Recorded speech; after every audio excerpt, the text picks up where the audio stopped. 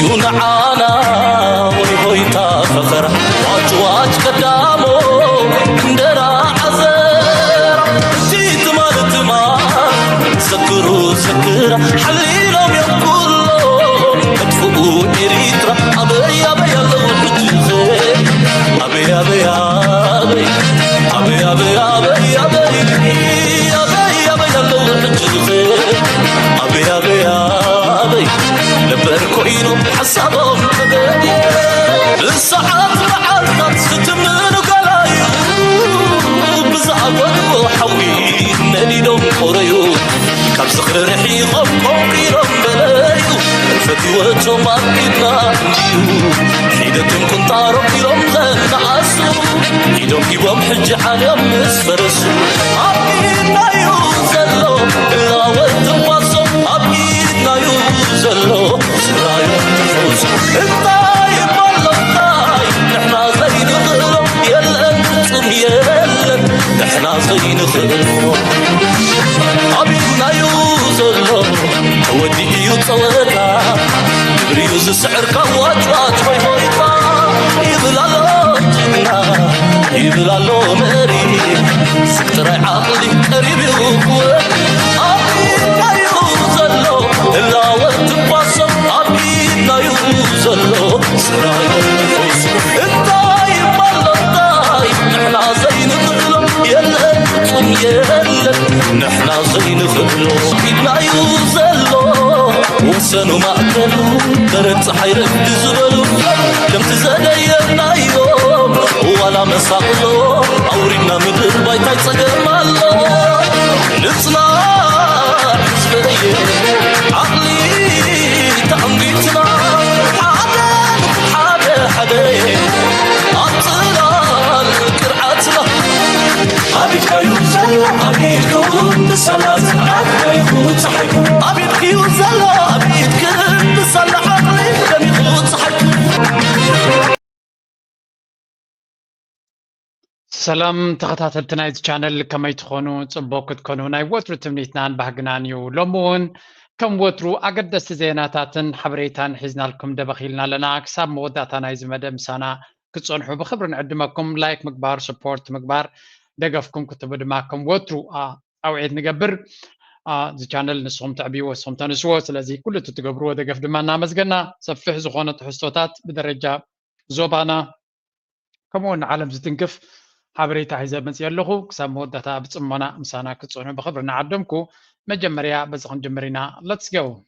ቻችን ፍላጎት እኛን መበተንና መለየት ነው የኛ ዓላማ መሆን ያለበት ብሔራዊ ፍላጎቶቻችንን አንጥረን ማወቅ ሰላማችንን መጠበቅ ተባብረን መትጋት ከወንድም ጎረቤት ህዝቦች ጋር በጋራ መስራት ሲሆን ከዚያ የሚያልፍ ነገር ደግሞ ካለ እንደ አባቶቻችን أبي أحمد عبد الرخبو مدبر نسيقون عبيتي وتهدراويا مراحتناتو أبناي سفحنا فخرا زمتشا وفيرهم كم زلو حيا الوان اليوم جيرهم بخمس قتلو سلازي بوليس دي أمريقو ولا كوماندا يفلتني معتا وسراويت أمريقا يزبل بجك أبناي سراويت مرقتا أبناي كالم مرقتا وناي تريوني خا ناي تمهارو ويناي قال ملاسي أي تريوني خا سلازي أبزي جزبلو زلو طلعتنا كل زي كباتاتنا نايم زدلو يبل نسخه هاجر كاتبتنا دلخا زبلو سبغن اي ترخبن مالسي قصال نيم دبلوغن كوم يلو زنغرو داي يرخبن امبر افغرو بعلو هاجرو زقاصل زلو بعلو حزب زچفچف زلو مراحسي وصاتنياتات وي ون كالوت حيلتات متيوم هاجر يفرسو لي يالو علقول دما قدم 100 عام بعد واستعوت تاريخ ذكيرو دما كما بوتاتنا نابلكا حنت معلت حنت سو من زقاطمه تكعوت قدمي تعمز نبره نعانا كما سعكا مزراب اي بحكي زقرميو من البات تخاليت كم عوز تقسوا 70 شوعه انصار صومال السخا السما يكونوا تعويتهم كاب كوبان كاب يمن كاب كال هاجر سراويت ساب باشحات زقصر مستانكتاتو مزقلمتيو اين صومال سعيروان بر بينوتي سراويتنا اثيوبيا بزنبره صومال بحصير غزي اديس ابا كاتو يخلون يروم يزبحال نيرو سلازي እቲ ታሪኾም ብትኽክል ዝነግሮም የለን ምክንያቱ ኩሉ ግዜ ዝናይ ግራንዲዮስ ፅንፅዋይ ስለዘሎ ከምዚ ዓበይቲ ምዃኖም ንነፍሶም ክእምንዋ ስለዝፍትኑ ኣብ 4 ኪሎ ዝመፀ መንግስቲ ድማ ነቲ ሓሶት እዩ ከመሓላልፈሎም ዝደሊ እንተተሓቂ ግን ناب عمتات زقصر أي نبركان تمال هوحات بشحات زقصر سراويت ناتو كم زمار خلي فلتي سبقيرو أيكونن تي سمين إزم استسبر دي يكون إزدحري زمصون بشحات زقصر سراويتنا فدرال هو واحد ماريخوهم كم زنبرت ذكري مين تخيت كم سير تراب نفسه كف ناب 3 عمت كي تملسكا ونابتنا وراراتنا كلتش عند خونه كندي زخون سراويتي تماريخون تقتلون ابتي 3 عمت كاس تاريخ هذا ما سعرت وردت كال تاريخ كوي زي بلوم ترجم لهم كال تاريخ بلومن ندعري تخيت كاف اب 3 دما تنغوس ناتهم تنغوس زبلو انا كشفتان دي زبلو هاديمو ወይ ካብ መጋበርያ እንደ ዝብሎ ሃዲሙ ኣብ ዓዲ እንግሊዝ ተዓቂቡ ነይሩ ለሚኑ ተማሕፂኑ ናብ ስልጣን ዝመለስዎ ንሱ ከም ታሪክ ናይ ጅግንነት ገይሮም ዝገልፁ ህዝቢና ንርኢ ዘለና and we have to be very blatant ነዚኣቶም ነቲ ታሪኮም ንምቅላዕ ሰፊሕ ዝኾነ ቃልሲ ከድልየና እዩ ምክንያቱ ሓደ እቲ ናቶም ፕሮፓጋንዳ መሽን ማይክሮፎን ናቱ ብርቱዕ ስለ ዝኾነ ነቲ ህዝብና እውን ነዚ ሓሶት ናቶም ከስርፁልና ክፍትኑ ስለ ዝኽእሉ كبيت سرح لينا لو سلمتاي نزب لكم الله بكل من قد اليوم تكادرتاتنا تو ضرباتاتنا ورصي بقى نتي سوشيال ميديا نمبل شاو نمصياق يخاطولت غلمبر بفلتات እኮ አሁን ብለኝ خلينا እስከዚህ ያስሙን እሽተይ በአርበኝነት ስሜት የኢትዮጵያን አንድነትና ብሔራዊ ጥቅም ማስከበር የሁል ጊዜ ስራችን መሆኑን እንድታስታውሱ አደራ ማለት ፈልጋለሁ። ኢትዮጵያ ለዘላለም በልጆቿ ጥረት ታፍራና ተከብራ ትኖራለች። አንድነቷ ይጠበቃል፣ ሰላሟ ይጠበቃል፣ ብልጽግናዋ ይረጋገጣል። የኢትዮጵያን ሰላም አንድነት የማይ كم تري ولا لهم فخرايو تهديديو of course نتزبي أبغون مقبار مورال نتزبي وتسراوي دم حفن مبال زقبر زولو زمتين نروي زلنا زين بقول من قد كنروي كم فتنينا بس خان غتسل ቀይ መስመር የማነ ገብረ መስቀል የኤርትራ መንግስትን አቋም አሳውቋል። ምንድን ያለው አንዳንድ የኢትዮጵያ ፖለቲከኞችና የፖለቲካ ቡድኖች የሚያራምዱት የሉዓላዊ ጎረቤት ሀገርን ግዛት የመቆጣጠር ፍላጎት ሊታሰብ ወይም ሊታለም የማይችል ቀይ መስመር ነው የሚያንጸባርቁት በሁለት መንገድ ነው ይላል። አንደኛው መንገድ በወታደራዊ ኃይልና ማስፈራራት ይላል። ሁለተኛው መንገድ ታሪካዊ ወይም ህጋዊ የሚሏቸው ምክንያቶች በመደርደር ነው። የኢትዮጵያን የባህር በር ጥያቄ መቸም ቀይ መስመርና ኤርትራ ካብ አቶ የማነ ገብረ መስቀል ዝወፀ በፅሕዎም ከም ዘሎ ብኩሉ መንገዲ ብዛዕባ ይዛረብለው እዚ ካ ፅቡቅ እዩ ኢትስ ቨሪ ጉድ እቲ መሰጅ በፅሕዎም ከም ዘሎ ኣይሰማዕና ናይ ረኣናን ከይከውን ፅባሕ ንግሆ መልእክቲ በፅሕዎም ኣሎ ኤርትራ ድማ ኣገዳሲ ምንቅስቃሳት ትገብር ኣላ ከርእየኩም እየ ናይ ኤርትራ ምንቅስቃስ ዝንገር ኣይኮነን ግን ገለገለ ዘረባታት ብዛዕባ ክዝረብ ይስማዕ ኣሎ ክንሪኦ ኢና ስለምንታይ ከም ምኸውን ኣሎ ነዚ ሕጂ ትበፅሒ ዘሎ ገይም ክንዲ መንግስቲ ኤርትራን ሻዕብያን ዝፈልጦ ሰብ ክህሉ ይክእል እዩ ኣብዚ ድማ عب جيم كساد زخل منجس انتلا إيرترايو I hope حنسب النحوارون كونزي حجي أتي زبها زلو تي مثلا قطعة حوام كم زلو ناتو قبل ما تنايز كرايوك أنا كون اليوم أكتيفيست اليوم كاب أبي أحمد نسمي يبلو حية زبلانة كاب نائب أحمد شلاوك كايدان أزرار بان نايجوم أكتيفيست ناتو الرئيسي بالله ወታደራዊ መንገድ እና በማስፈራራት እንፈጽማለን የሚል የለም። ነገር ግን ዘጋግተህ የምትቆይ ከሆነ የማይቀርልህ ዕዳ ውስጥ መፍራትም አለብህ ማለት ከፈራ ደግሞ ወደ ሶሉሽን ትመጣለህ። በሰላማዊ መንገድ የኢትዮጵያን የባህር በር ጥያቄ መመለሱ ነው የሚሻለው። ባየርም ዘግቼ በምድርም ዘግቼ ካል የሉና ጥያቄ ይሆናል። የዚህ የሉና ጥያቄ ደግሞ በማንኛውም መንገድ ውስጥ እንታይ ዝብል ዘሎ ታታ ናይ ዚኦም ጠራራሲ መወዳታ እኳ ዘይብሉ መጀመርያ ኣብ ደገ ባሕሪ እንታይ ዝብል ዘሎ ኤርትራ ኣብ ደገ ባሕራ ብወታደራዊ ምፍርራህ ይኹን ከምኡውን ናይ ታሪክ ጥምዘዛ ጌርካ ኣብ ደገ ባሕሪ ናይ ኤርትራ ክትረክብ ምሕሳብ ትርጉም የብሉን ጥራይ ዘይኮነ እዚ ሕቶ ናይ ልኡላውነት ናይ ኤርትራ ንምድፋር ዝግበር ዘሎ ናይ መወዳታ ዘይኮነሲ ንመበል ክንደይ ግዜ ቀይሕ መስመር ናትና እዩ ኣይኮነን ክስገርስ ክሕሰብ እውን ዘይብሉ ብምባል እዩ ኣቶ የማነ ገብረ መስቀል ፅቡቅ ገይሩ ኣረዲዎም ዘሎ ሕጂ እንታይ ዝብል ዘሎ መሬትና ኣብ ደገ ባሕርኩም ድሕሪ ዓፂኹም እንተዘይክትሰማምዑ ተዘይክኢልኩም ውግእ ዘይተርፍ ይብላ ኣሎ ወይልከ ኤርትራ ልኡላዊ መሬታ ከም ድሌት እያ ትገብሮ ልኡላዊ መሬት ናይ ኤርትራን ባሕርን ካብ ትገጥፍዎ ነዊሕ ጌርኩም እንዲኹም ነዊሕ ጌርኩም ኢኹም ሕጂ እውን እኮ ንዑ ትደልዩ ኣለኹም ነገር ምድላይ እንድዩ ሓደ ነግራም ሰብ ምክንያት ኣይስእን እዩ ምክንያት ከም ዘይስእን ሕጂ በዚ ከርእየኩም እየ ክልተ ነገር ነዚኣ ክምለሳ ኢና ፅንህ ኢልና ኣብዚ እቶም ኣክቲቪስት ብብዝሒ ሸር ዝገብርዋ ዘሎ ቪድዮ ሓደ ካብቶም ኣነ እኳ ርእሲ ኩዕንቴ ኢለየ ዘለኹ ግን ባእታቶም ፕሮፌሰር እዩ አሰብ ለምሳሌ ኦይል ሪፋይነሪ ኢትዮጵያ ሀብቶች ነበሩ። ለምሳሌ በአፄ ኃይለ ሥላሴ ጊዜ ሁለቱንም ኢትዮጵያ መንግስት ኢምፔሪያል ኢትዮጵያ ደርግም ይጠቀም ነበር፣ ምጽዋንም አሰብንም። ያው ምጽዋ ለሰሜን ኢትዮጵያ ነው የሚሆነው፣ ጎንደርን ይዘህ እስከ ትግራይን ይዘህ፣ ግን አሰብ ግን ሆል ኦፍ ኢትዮጵያ ከወሎ ጀምረህ ነው የሚያገለግለው። ሞር አሰብ ለኢትዮጵያ ጠቀሜታ አለው።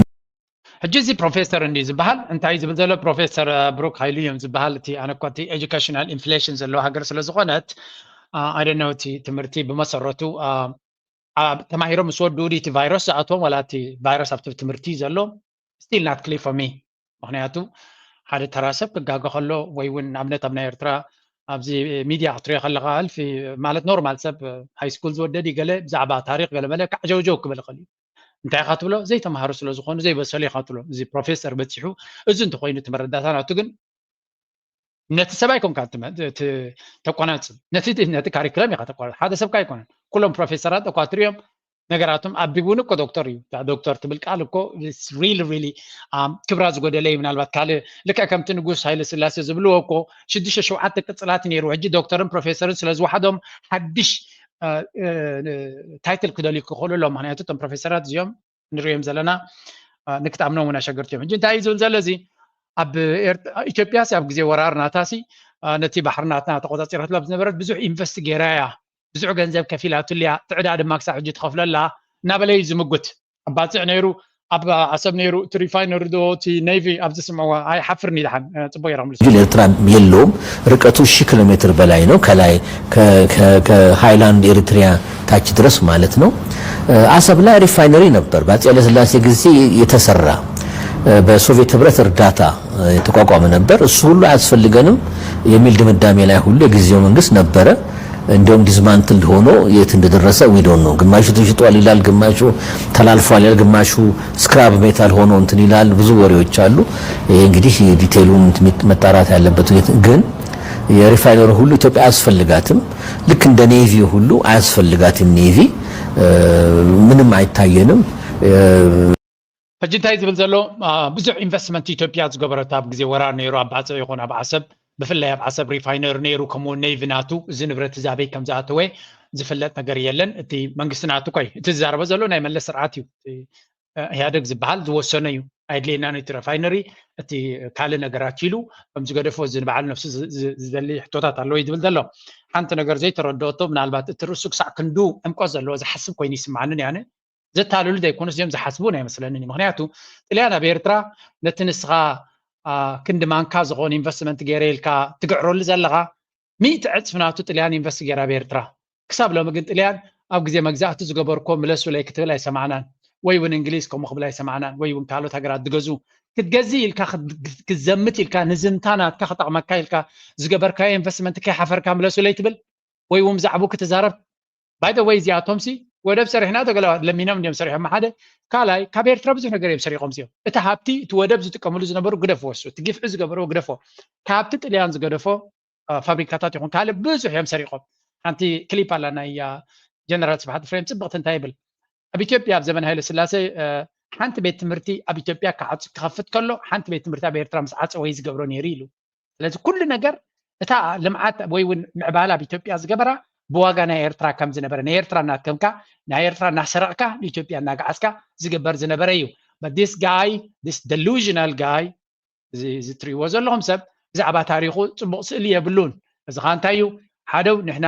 ኣነ ከም ዝብለ ናተይ መረዳእታ እዩ ነዚኣቶም ሒዝካ ኣብ ቤት ፍርዲ ጠልጠል ደይ ምባል እዩ። ግን ኩሎም ኢትዮጵያውያን ከምዚ ይኮኑን ከምዚ ወይ ከም ኣቢ ይኮኑን። ኣብዚ ስምዑት እቲ ሓቀኛ ታሪክ ኣብ ኤክስ ውን ፖስት ገይረ ኣለኹ ንኸሪአኩም እየ። The reason that, let me put this way, in the last 500 years, Ethiopia had access to international waters only for 40 years. When Eritrea was joined to Ethiopia in a federation. That's when Ethiopia gained access. Of course, Ethiopia always aspired to have access. But it was the Turks, the Ottoman Turks that had it. It was the Italians that had it. But Ethiopia did not have access to. But the fact that Ethiopia, since medieval times, that Ethiopian leaders wanted access to this. መቸም ፕሮፌሰር ህዝቅኤል ገቢሳ ብሰፊሕ ፕሮፓጋንዳ ናይ ኣቢ بجبسي زموال زلو بناي جبسي جنزب زنبر زلو غيرهم يم بروموت قبرو زلو مهنياتو حق سلا تزاربه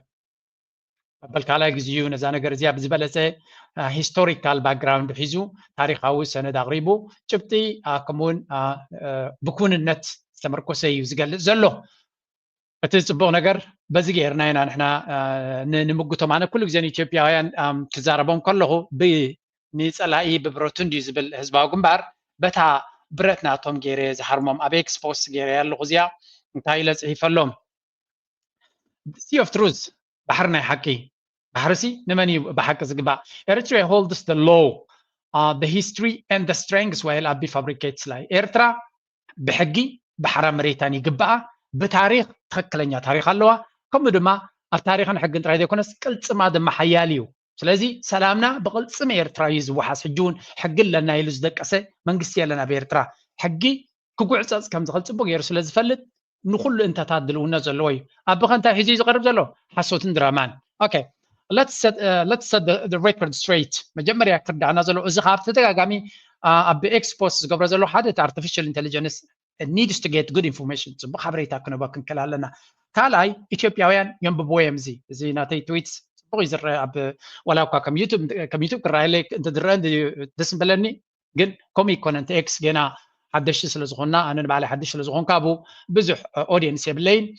ካልኣይ ኣብዚ ኤክስ ገብራ ኣነ ኣታዊታት ስለ ዘለኒ ወይ ገለ ይኮንኩን just this is the most a must is ግዴታ ናይ ኤርትራዊ እዩ ነፍሲ ወከፍና ግዜ ከማና ይረኽበሉን የማራይ ዝኸብደን እቲ ናይ ኤክስ ምክንያቱ ነፍሱ ዝኻለ ከይትጋገ ብዙሕ ትጋቐታት ዘድልዮ ስለ ዝኾነ ሕጂ ሂስቶሪካል ፋክትስ መጀመርያ ብዛዕባ ገማግም ባሕሪ ኤርትራ ክንዛረብ ከለና ኣብ ታሪክ ክምስረት ኣለና ኢትዮጵያ hasn't had a sea outside in the past 500 years ስለዚ ኣብ ዝሓለፈ 500 ዓመት ኣብ ደገ ባሕሪ ነበራን ኢትዮጵያ እዚ ድማ ብሓቂ ዝተረጋገፀ እዩ እቲ እንኮ ዝነበራ 40 ዓመት ንኤርትራ ብዘይ ሕጋዊ መንገዲ ጎቢጣ ሒዛቱሉ ኣብ ዝነበረ ጥራይ እዩ እዚ ሕጂ ነቲ ዝብሎ ዘሎ ኣጋይን ብፅሑፍ ነቲ ክበፅሖ ዝኽእል ደረጃ እዩ ብዙሓት ኤርትራውያን ሸር ትገብርዎ ኣለኹም ፅቡቅ እዩ ድማ እዚ كل جزء دما تخكلني تاريخ أو سرد ما هنجلس على نفس تايل اللغة what really happened تحكينا كوننا إيرتران تانيرو عشان شاهدوا ميتين حمساتات أمسان كلتم برجت the U.S. pressure under the U.S. pressure Eritrea then was a modern society and developed infrastructure was forced into federation with a backward imperial Ethiopia where slavery was common تلازي أب حمساتات أب حمسان كلتن إيرترا بتسقطين بدليتن ببهجنا أمريكا ኣብ ትሕቲ ፌደሬሽን ምስ ኢትዮጵያ ክትቆረን ተገዲዳ ኢትዮጵያ ኤርትራ ሽዑ ዝማዕበለ ሕብረተሰብን ዝበለፀ ትሕቲ ቅርፂ ዝነበረ ሃገር ምስ መን ምስ ሓደ ዘይማዕበለ ድሑር ዝኾነ ሃገር ጊላነት ድማ ንቡር ኮይኑ ዝነበረሉ ዝነበረ ሃገር ምስኣ ክትቆረን ተገዲዳ ስለዚ እዚ ዘይፍትሓዊ ቃልሲ ዘይፍትሓዊ ፍርዲ ሽዑ ከም ዝጅምር እየ ዝነግር ዘሎ ከምኡ ድማ ዩኤስ ፓፓት ሃይለ ስላሴ መጋበርያ ናይ ኣሜሪካ ዝኾነ ሃይለ ስላሴ ኢሊጋል ኣኔክስድ ኤሪትሪያ in 1962 triggering liberation war ስለዚ ነታ ብዘይ ፍትሒ ዝተገበረት ፌደሬሽን ውን ብዘይ ሕጋዊ መንገዲ እቲ ሃይለ ስላሴ ስለ ዝሰበሮ ቃልሲ ብኤርትራ ተጀሚሩ ከምኡ ድማ እቲ ናይ ህዝባዊ ግንባር ሓርነት ኤርትራ ሌጀንደሪ ዝኾነ ተቃለስቲ not only liberated Eritrea but marched to Addis Ababa toppling their regime despite Soviet backing worth over 4 billion ስለዚ እንታይ ለለኹ እቲ ሓርበኛ ዝኾነ ተጋዳላይ ናይ ህዝባዊ ግንባር ንኤርትራ ጥራይ ሓራዳ ኣውፅኡ ዘይኮነስ ንኣዲስ ኣበባ እንኮላ ከይዱ ንኣብይ ኣሕመድ ከይተርፎን ይመስለኒ ግን ንደርግ መንግስቲ ሃይለማርያም ንዚምባብዌ ከም ዝሃድም ገይሩ ነቲ ናይ ቢልዮናት ሓገዝ ካብ ሶቪየት ዝረክብ ዝነበረ እዚ ጥራይ ከይኣክል ደጋጊምና መባል ዘሎ ኤርትራ ናፅነተይ ረኺበ ኢላ ከይደቀሰት ብዩኤን ጌራ ድማ ልዑል ፍትሓዊ ዝኾነ ዓለም ሙሉእ ዝተዓዘበቶ ሬፈረንደም ኣካይዳ ኤርትራ ልኡላውነታን ናፅነታን ኣረጋጊፃ ኤርትራ today is a sovereign legal and unshakable its cost and identity are not negotiated ስለዚ ኤርትራ ኣብዚ እዋን እዚ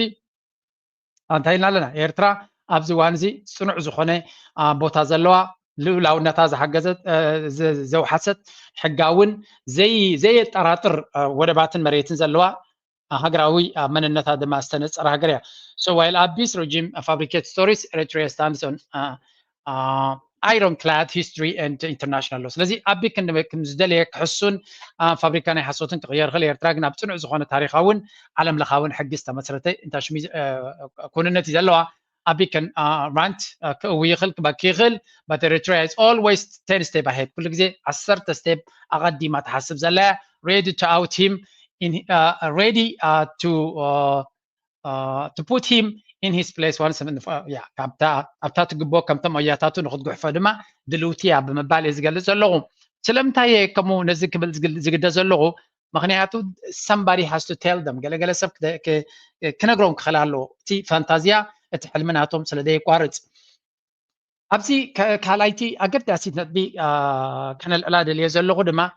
ንሳቶም ዝፈጥርዎ ዘለዉ ድራማን ፀወታን መንርኤ መልሲ እውን ካልእ ገይረ ነይረ ኣብዚ መጀመርያ ግን እስከዚያ ስምዕዋ እዚ ፕሮፌሰር እስኬል ፅቡቅ ዝኾነ ዘረባ ይዛረብ ዘሎ National Party, I don't know the official name of the party, issued a statement last week saying that they don't recognize the sovereignty of Eritrea. I heard it. It's not the Amhara party, to be honest. It's not Adim. እዚኣ እታ ሉላውነት ናይ ኤርትራ ስለ ዝትንክፍ ዘረባ ስለ ዝዝረብ ዘሎ እዩ ኣገዳሲ ሕቶ ተሓቲያቶላ ቅድሚኡ ግን ስታሊን ሓንቲ ፅቡቅቲ ነጥቢ ድማ ነዚ ህልው ኩነታት ከመይ ገይሮም ኣብ መንጎ እቲ ህዝቢ ፀወታ ብምግባር ኣብቲ ቦታቲ ከም ድሌቱ ክላገፅ ይደሊ ከም ዘሎ ገይርዎ ዘሎ ንዑ ንምምካት ዘድሊ ኣብዚያ ስምዕዋ እስከዚያ ስታሊን ገይርዋ ዘሎ ቪድዮ እያ እዚኣ ይዕረቑን እዮም ብፍፁም ምስ ኤርትራ ይዕረቑን እዮም ዝበሎ ካስምዐኩም እየ ኤርትራ ጋር ሲመካከሩ ቆይተዋል። መንግስትም ያውቃል፣ እነሱም ያውቃሉ። የኤርትራ መንግስት ብዙ ተመክሮ ያለው መንግስት ነው። እንደው ዝም ብሎ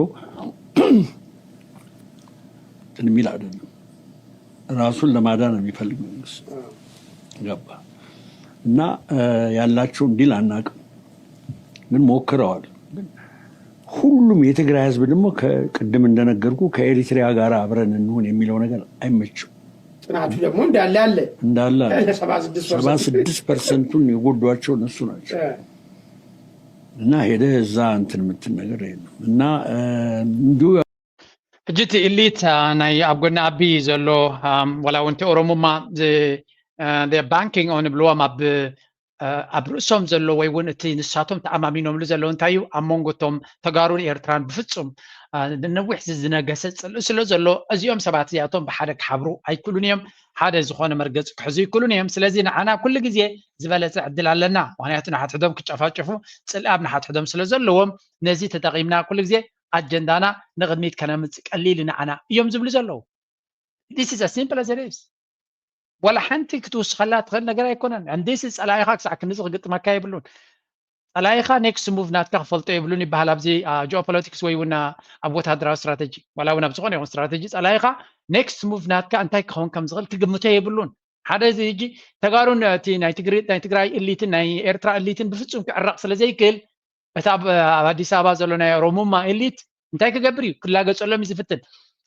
ኤግዛክትሊ ነዚያ ستالين تايل مليسوا سنه الاخريه كريكم انا نزيا تعلم نسمع نشتي انا صبغت زغونت ملسي نزي تجيم سي شعبيا كما يجري يጫወተهم ዘሎ ይሉታል ሊመካከሩም ይችላሉ ከኤሪትሪያ ጋር ብቻ አይደለም ከግብጽም ጋላቸው ከሱዳንም ጋላቸው አልቡርሃን ጋር ብዙ ነገር ይሞክራሉ ግን ጦርነት በአሁኑ ጊዜ የሚቻል አልመሰለኝ هذه طرنت كوينات زمكرة يمثلن زلو صمدو نخوينات يكونن كمتم دك حضرتنا زلو نصمدو نوجي زلو يكونن صمدو وجن مترافيو ده تسعميد كازنخا كايلن تقرأي سلا زي تسعميدت يا وجا قتيموا ورار قتيموا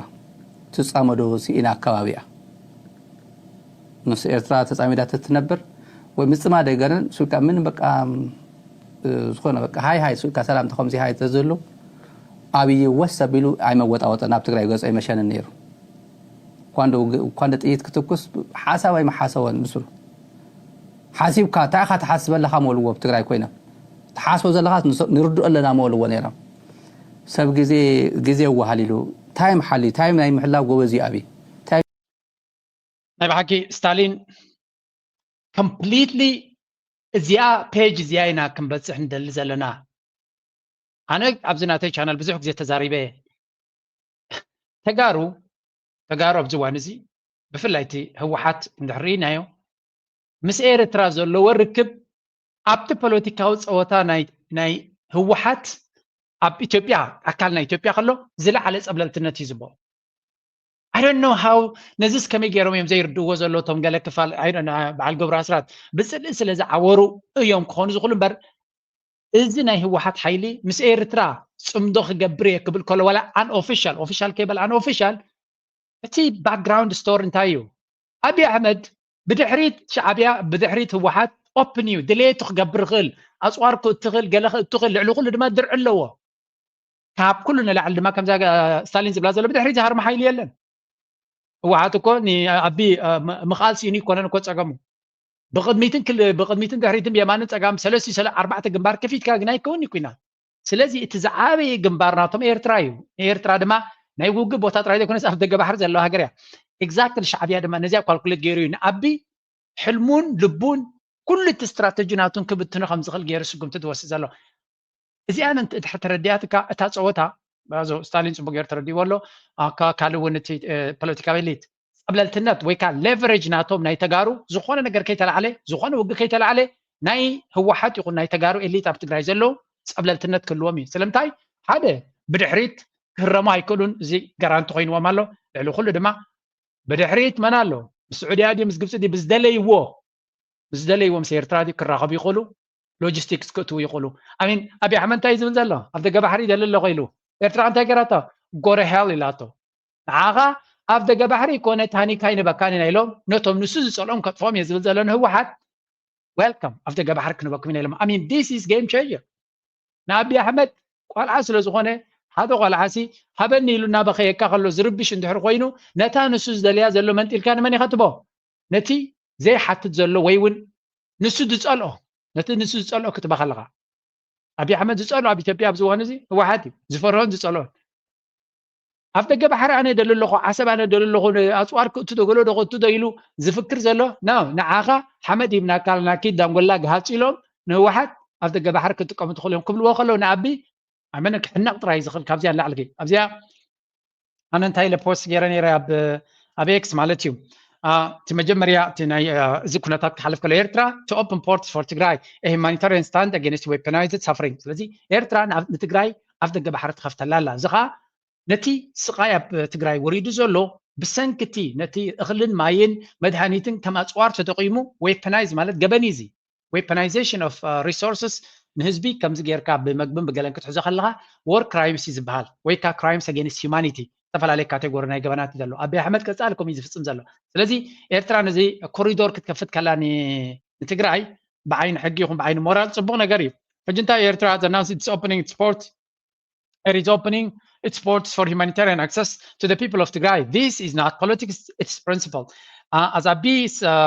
Ahmed's regime continued to weaponize food, medicine, and education against civilians in Tigray, Amhara, and beyond, Eritrea is stepping up where Addis is deliberately stepping back. ታይና ንብል ዘለና ነታ ፕሌይቡክ ናይ ኦሮሙማ ትበሃል ፀወታ ኦሮሙማ ማለት ንህዝቢ ናይ ሰሜን ብፍላይ ነቲ ናይ ኢትዮጵያ ንትግራይ ይኹን ኣምሓራ ኣደንቁሮም ኣጥምዮም ናይ ኣምሓራ ገለ ክፋል እንታይ ኢሉ ህዝቢ ኣምሓራ ህዝቢ ክጎድል ተኮይኑ መግብን መድሃኒትን ብግቡእ ከኣትዎም የብሉን ውግን ወረ ውግን ትምህርትን ተትሪፍካዮም ድማ ክፋረዩ ይኮኑን ክምዕብሉ ይኮኑን ድሕረት ከጥቅዖም እዩ እዚ ድማ ነቲ ናይ ኦሮሞ ህዝቢ ንክባዛሕ ንክምዕብል ኣብ ፖለቲካ ድሕሪ ወላ ብዲሞክራሲ ኢትዮጵያ ቅፅል ድሕሪ ኢልካ ብዙሕ ህዝብና ዓብ ክኸውን ስለ ዝኾነ ኣብ ፖለቲካዊ ፀብለልትነትን ዶሚንያንስን ኩሉ ግዜ ብላዕሊ ኮይንና ክንነብር ኢና እቶም ተጋሩ ዝበሃሉ ህዝቢ እኳ ኣገዳስነት የብሎምን ግን ዓቕሚ ስለ ዘለዎም ንዖምካ ቤላ ጌርና ክነዳኽሞም ኣለና ዝብል ኣጀንዳ ናይቲ ኦሮሞማ እዩ እንተተኻኢሉ ሕጂ እንታይ ኢለ ፅሒፈ ኣሎ ገለ ካብቲ ሰልይኹ ዝወፀ ዶኩመንት ናይ ኦሮሞማ እንታይ ዝብል ኢለ ዝኻነቲ ናቶም ሓሶት ቡቅ ጌርካ ክትሃርሞም ክትክእል ኣለካ ገለ ካብቲ ሆሪፋይንግ ዘሰንብድ ስትራቴጂ ናቶም ነቲ ኣብ ልዕሊ ንሰሜን ዘሎ ህዝቢ ብጥሜት ነቶም ቆልዑትን ስድራ ቤታትን ከተዳኽሞም ኣለካ ትምህርቲ ናቶም ክትዓፅዎ ክትክእል ኣለካ ክድንቁሩ ወታደራዊ ዓቕሚ ናቶም እንተኺልካ ኣፅዋሮም ከም ዘውርዱ ክትገብሮም ኣለካ ንኣብነት ንፋኖ ኣፅዋር ከውርድ ኣለዎ ይብሉ ንትግራይ ድማ ቲዲኤፍ ዝበሃል ኣፅዋር ከውርድ ኣለዎ ኣፅዋር ተውሪዱ ከም ድሌቱ ገይሩ ከዳቕቆ ስለ ዝደሊ ከምኡ ድማ ዲስማንትል ዩኒቲ ሕብረት ናቶም ድማ ፋሕብትን ከብልዎ እዮም ዝደልዩ ፎርስ ዲፐንደንሲስ ከምኡ ድማ ፅግዕትኛነት ክፈጥሩ all to maintain Oromoma hegemony and expand unchecked dominance over Ethiopia's core regions and eventually Eritrea. ስለዚ መጀመርያ ነዞም ናይ ሰሜን ህዝቢ ቤላ ጌርካ ተተቆፃፂርካን ኣዳኺምካን ኣብ ትሕቲ ቁፅፅርካን ፀብለልትነት ናይ ኦሮሞማ ተረጋጊፅካ ኔክስት ንኩሉ እዚ ኣኻኺብካ ድማ ንኤርትራ ንምጥፋእ ክግበር ዝኽእል እዩ ኤርትራ ድማ but Eritrea with its unmatched strategic insight and decades of resistance see through the deception ኤርትራ ግን ናይ ነዊሕ ዓመታት ተመክሮ ናይ ባዕላ ኣቢ ኮነ ናይ ካልኦት ሊቃውንቲ እውን ኣቐዲማ ናይ ምንባብ ክእለት ስለ ዘለዋ ነዚ ፅቡቅ ጌራርያ already ነቲ ተንኮል ንምብታን ተበጊሳ ከም ዘላ in times of suffering true leadership reveals itself Eritrea is offering its ports and logistics to support humanitarian relief just as it once did ኣብ ግዜ 2000 ግዜ ኣብቲ ግዜ ድሕሪ ነዊሕ ርሱም ኩናት ኤርትራ ሽዑውን ነቲ ኣብ ኢትዮጵያ ዝነበረ ፀገም ኣብ ደገ ባሕራ ንኽትጥቀም ኣፍቂዳ ነይራያ መለስ ዜናዊ እኳ ሪጀክት እንተገበሮ ስለዚ ኣብይ ኣሕመድ ነዚ ከም ሓደ ሰይጣናዊ ስራሕ ገለመለ ገይሩ ክእውየዩ ከብክየዩ ኤርትራ ትገብሮ ዘላ ግን ብዓለም ደረጃ ፅቡቅ ተቐባልነት ክህልዋ ባይ ዘ ወይ ሓደ ፀላይ ኤርትራ ዝኾነ ፓርላሜንታርያን ወይ ከዓ ሬፕሬዘንታቲቭ ኣብ ኣሜሪካ እንታይ ኢሉ ነይሩ ንኤርትራ ድሕተትዋ ዋላ ኖ እንተበለት ኤርትራ እስከ ንህዝቢ ትግራይ ሓገዝ ንኽረክብ ብኤርትራ ከኣትወሉ ዝኽእል ኣጋጣሚ ዘይተሓትዎም እዮም ዋላ መልሶም ኖ እንተኾነ ክንፈልጥ ብምባል ኣብቲ ሂሪንግ ዝነበረ ተዛሪቡ ነይሩ ኤርትራ ግን ንሶም ከይሓተትዋ ኣብ ደገ ባሕሪ ንትግራይ ከፊታ ኣላ ስለዚ እንታይ ማለት እዩ እዚ ከምዛ ዝርግዮ ፀንሐ ትግራይ ስታሊን ፅቡቅ ጌሩ ገሊፅዋ ነይሩ this is very very important ሰብ ክርድኦ ዘለዎ ትግራይ ምስ ኤርትራ ርክብ ኣለዋ ድዩ የብላን ኦፊሻል ዲያን ኦፊሻል ብዘየገድስ ኣብ ኣዲስ ኣበባ ዓብ መልእኽቲ እዩ ዘለዎ ተጋሩ ክብሪ ኣለዎም ኣብዚ እዋን እዚ ህወሓት ዝበሃል ክደፈራ ይክእልኒ እዩ ስለምንታይ ኣቢ ክደፍሮም እንተኮይኑ ብዋጋ ናይ ነፍሲ ክደፍሮም ኣብዚኣ ስምዑ ወላሃል ፍቅረ በያን ያውጭ ካውቀው ዘለት ፍቅረ በያ ዝንያ እዚኣ ኢሉ ሸዓይ ዝሕዛ ሸዓቃም እዩ ዘብላ ገና ዘይቀዝቀዘት ሰብ ገና ናብ ኑሩ ዘይተመለሰ ስኢሉ ኣብ ስኽራ እንዳሃሎ ማለት እዩ ህዝቢ ኢትዮጵያ ኣብ ስኽራ እንዳሃሎ ውግእ ጀሚርዋ ወያነ ቀተለኒ ንሱ እዩ ሃይላንድ ጠጥል ፍረ ነፍሰይ ቀጥቂጥኒ መልሓሰይ ኣቢልኒ ከምዚ ገይርኒ ኣብ ዝበሃለሉ 27 ዓመት መጥሚጥኒ ወሪሩኒ ምንም ኣብ ዘይገበረሉ ምንም ባሕሪ ይብለለ ህዚ ተመዝ ጁንታ ኢሉ ወዲስ ናይ ጁንታ ቻፕተር ወዲስ ዝቀይሕ ሓደ ባህላይ ማለት መለስ ቆየው ሂውዎም ብሕጊ ኮናትና እዩ ዝብል ድማ እትወለዶ ንሱኒ እዩ ከም ንሪኦ ዘለና ስታሊን ናይ ብሓቂ ፅቡቅ ዝኾነ ኤክስፖዝ ዝገብር ኣሎ እዚ ኣካይዳ ድማ ኣይ ቲንክ እቲ ዘሎ ሽግር ንምፍታሕ ዓብዪ ግደ ክህልዎ እዩ ወገን ኤርትራ ፀላይና ኣላሊና ኣለና ፀላይና ምስ ተጋሩ ስቃት ኣይኮኑን ፀላእቲ ይኮኑን ኣብዚ እዋን እዚ ተጋሩ ንባዕሎም ግዳይ ኮይኖም ዘለዉ እዮም በቲ ኣብ ኢትዮጵያ ኣካል ኢትዮጵያ ስለ ዝኾኑ ግዳይ ገይርዎም ዘሎ ናይ ኣቢ ስርዓት እዩ ስለዚ ንኤርትራ ድማ ኣብ ቀርኒ ኣፍሪካ እቲ እንኮ ስቃት ክፈጥር ዝኽእል ሓይሊ ወይ ፀገም ክፈጥር ዝኽእል እንተሎ ኣብይ ኣሕመድ እዩ ስለዚ ዕላማኻ ካብ ሓውኻን የማንካን ፀጋምካን ኣሊኻ ንፁር ዝኾነ ፀላኢኻ ምልላይ ኣገዳሲ እዩ ፀላኢኻ እንተላሊኻ መን ኣብ ጎንኻ ክኸውን ዝኽእል መን ምሳኻ ክስለፍ ይኽእል መን ምሳኻ ክፀምድ ዝኽእል ንኽትፈልጥ ቀሊል እዩ ዝኸውን ስለዚ እዚ ፅቡቅ ጌርና ክንሪኦ ኢና ኣብዚ እውን ፕሮፌሰር ህዝቅኤል ፅቡቅ ጌሩ ኣብርሂሉ ነይሩ እዩ ስምዑ ኣብዚ I don't know the official name of the party issued a statement last week saying that they don't recognize the sovereignty of Eritrea. I heard it. It's not the Amhara party, to be honest. It's not Aden. It's not the Aden is the name in Amharic. I think it's called the Amhara National Movement Party or something. Yes, yeah. There is a part of the Amhara, the national movement, that's called the Aden is the Amhara the Amhara movement. There is a section of it that is part of the government, led by the Minister of. ኣብ ዝሓለፈ ናይ ኣምሓራ ሓደ ፓርቲ ዝበሃል ናፅነት ልብላውነት ናይ ኤርትራ ይንቕበሎን ኢና ብምባል ተዛሪቡ ነይሩ እዚ ብኸመይ ትሪኦ ኢልዎሲ ናይ ኣምሓራ ፓርቲ ኮነን እዚ ደይመደይ ኢሎም ባዕሎም ዝሰርሕዎ ድራማ እዩ እቲ ኣካል ናይቲ ፓርቲ ዝበሃል ዘሎ ኣካል ናይ መንግስቲ ናይ ኣቢ እዩ ሚኒስተር ናይ ቴክኖሎጂን ናይ ገለመለን ዝበልዎ እዩ ስለዚ ቀፃሊ ፕሮፓጋንዳ ናይ ኣቢ ዝገብር ዘሎ እዩ ኣብ ዝሓለፈ እውን ኣብ ኤክስ ኣብ ደገ ባሕሪ ኮይኑ ቪታሚን ሲ ቪታሚን ገለመለ ኢሉ ፅሒፍዎ ነይሩ ካብዚ ክትፍለይ ትኽእል ኢኻ ብምባል ቀስቃሲ ስእልታትን ፅሑፋትን ዝገብር ዘሎ እዩ ስለዚ ህዝቢ መሓራ ምዚ ጉዳይ ዘተሓሕዝ የብሉን ብምባል ገሊፁ ነይሩ scientific technology who was a member but is part of the government right now. It is that faction that put out a press release saying that we don't recognize Eritrea as an independent state. Does it really matter? I mean, it's a party, I know, but do you think that even the Ethiopian government has the basis of international law to revoke its recognition? Once given to Eritrea, you can discontinue diplomatic relations. Forget about the Amhara party or the faction of the Amhara party that put out this press release. It's not even worth discussing. Even the Ethiopian government that recognized Eritrea I've not heard of anything in international law that you could revoke the recognition. بيلا جيريز من السلام زلوا بروفيسور إسكيل نبحكي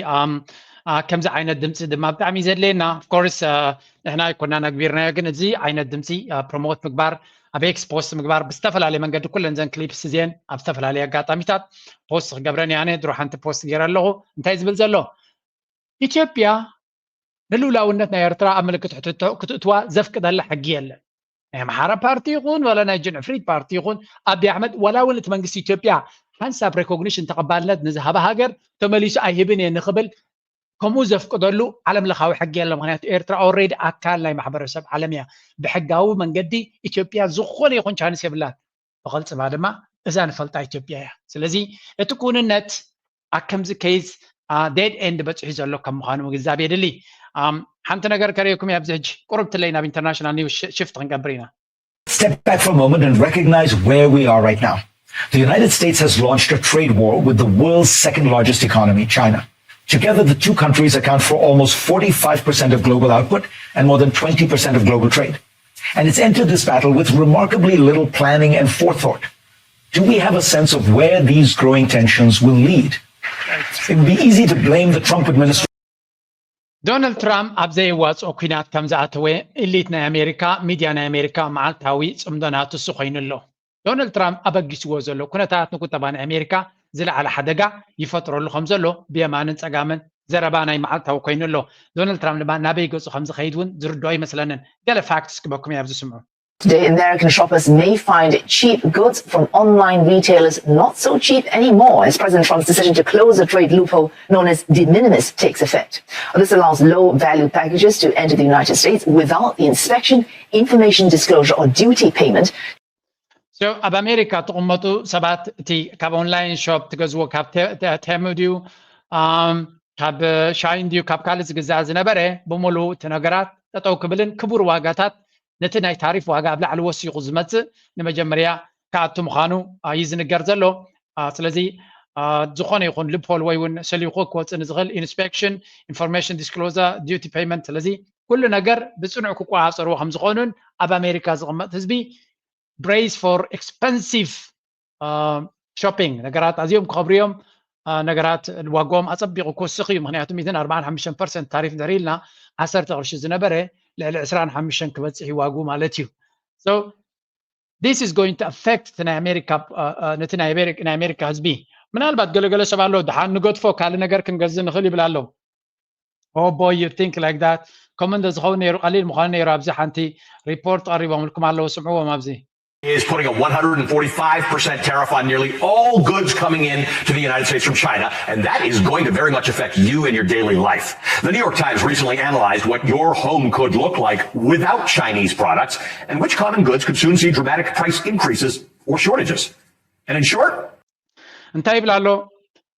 ازي تعريف على دونالد ترامب تاتي وزلو نا امريكا تغمز زلغا أوروباون ندحر نحوار نتمسجد تعريف نخردانا كنا منتاي صلوا خبر مخانو رايوم باكزامبل غيرهم ينغروهم الله كنا منتاي صلوا له اب غزاغا بهيوتكا اب مسرا بيتكا امنا بابروها. It's a lot. In fact, in some cases, for certain things in your home, it's very difficult to find a cost-effective option that isn't Chinese manufactured. And you know who's really cursing those tariffs right about now? Our old friend Betty. Betty, as you know, is a busy working mother of a high schooler named Bobby. We mentioned last time we visited with Betty that she's planning on buying a new home or renovating her existing one. Now, things are tight, so Betty is trying to eat in. She's brushing up on her home cooking, and she wants to equip her new kitchen, starting with a new set of chef's knives, 82% of which are imported from China.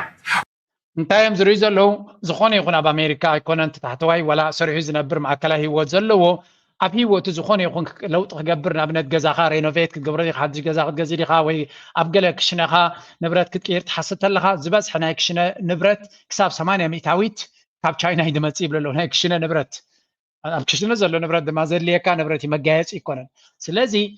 اتي ناي تشاينا ايد امريكا ام قصصار كن منتاي وشت زاتو مخانو يم زنغرو زلو دارغا تقلالا اب كل كفالنا نمنا ابرو نايتي امريكاويان اتيوم يمزري وزلو هيوتنا امريكاويان كن منتاي خبر كم Our son Bobby is in his fitness stage, all about making gains in the gym. Unfortunately, he made one too many protein shakes and broke the blender. China manufactures 83% of America's blenders, so that's going to cost her dearly. Thanks, Bobby. How about warming up something simple in the toaster or the microwave?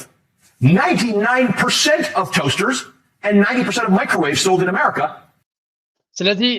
ዛ ጣሓኒት ብሌንደር ድብሎዲ ማይክሮዌቭ ዲ ወላ ቶስተር ዲ ኩላቶም ተንብረት ኣብ ክሽነ ንጥቀመሉ ዝዓበየ ክፋልናቱ ካብ ቻይና ይድመጽእ ስለዚ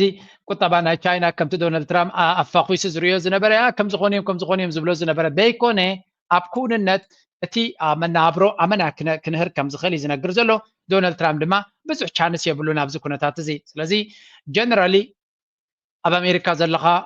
ምናልባት ዝግዛእ ነገር ተለካ ንግዚኡ ጠጠው ተበልካውን የተባባዓነ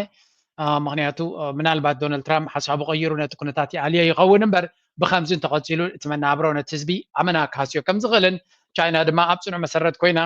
ፍልንች ክትገብር ክትንቀሳቐስ ኣይደልን እያ ዘላ ምክንያቱ እቲ ስምብራት ናይቲ ቁጠባ ንዶናልድ ትራምፕን ንበይዝ ናቱን ከመይ ገይሩ ክዕንዎ ምዃኑ ፈሊጦም ስለ ዘለዉ ቻይናውያን ክፅመሙ ክእሉ እዮም ክሳራ ናይ ቁጠባ ከጋጥሞም እዩ ክሳራ ናይ ቢዝነሳት ከጋጥሞም እዩ ግን ህዝቦም ዝበልዖን ዝሰትዮን ኣብ ገዛ ኣብ ክሽን እዩ ዝጥቀመሉ ካብ ኣሜሪካ ዝመፅእ ንብረት ስለ ዘይብሉ ኣብ ዴይ ቱ ዴይ ላይፍ ናይቲ ህዝቢ ዘለዎ ፅልዋ ድሩት ክኸውን ኣገይን ነዚ ሕጂ ተሪፍዎም ዘሎ ንግድን ምስ ቻይና ምስ ኣሜሪካ ዘሎ ድማ መሊሶም ኣጉዲሎም ናብ ካልእ ዓለም ዳይቨርሲፋይ ክገብሩ ይግደዱ ስለ ዘለው እዚ ኩነታት እዚ ኣስተውዒልካ ምርኣይ ብትክክል ኣስተብሂልካ ምኻድ ኣድላይ ክኸውን ኣብ መንጎ ኣሜሪካን ቻይናን ዝግበር ዘሎ ውድድር ድማ all time low ናይ ዝተሓተ ደረጃ በፂሑ ከም ዘለዎን ብኩሉ መንገዲ ከም ንሪኦ ዘለና ድማ እቲ ኣብ መንጎ ክልቲአን ሃገራት ንዘሎ ኣስተውዒልካ ምኻድ ክልቲአን ሃገራት ኣብ ዝለዓለ ደረጃ ምትፍናን ዝገብርሉ ዘለዉ ነቶም ካብኦም ወፃኢ ዘለና ከም በዓል ኤርትራ ብሬክ ዕረፍቲ ይበና ኣሎ እቲ ዕረፍቲ ድማ ኣድላይ ነጥቢ እዩ ኣድላይ ስለ ዝኾነ ድማ ብኸምኡ ዓይነት ጥራይ ክንሪኦ ኣለና ነዚያ ጥራይ ክብለኩም ይደሊ ኣብ ኣሜሪካ ዘለኹም ዎች ኣውት ዶናልድ ትራምፕ ካብቲ ኖርማል ወፃኢ ሓንቲ ፍልይ ዝበለ ዘረባ ተዛሪብሎ I want crypto. I think crypto is important because if we don't do it, China is going to. And it's new. It's very popular. It's very hot. If you look at the market, when the market went down, that stayed much stronger than other aspects of the market. But I want crypto because a lot of people, millions of people want it. I don't know if you know that Biden went after it violently. كم تري ولا لهم زي بريزنت نا أمريكا يو the most powerful man in the world دي زبال زعبا كريبتو أب أمريكا سنتر ناتو كون مخانون نكريبتو أبي الواق قبر له مخاني زي نقرز له boy this information is bullish بحالا finance زي أبي bullish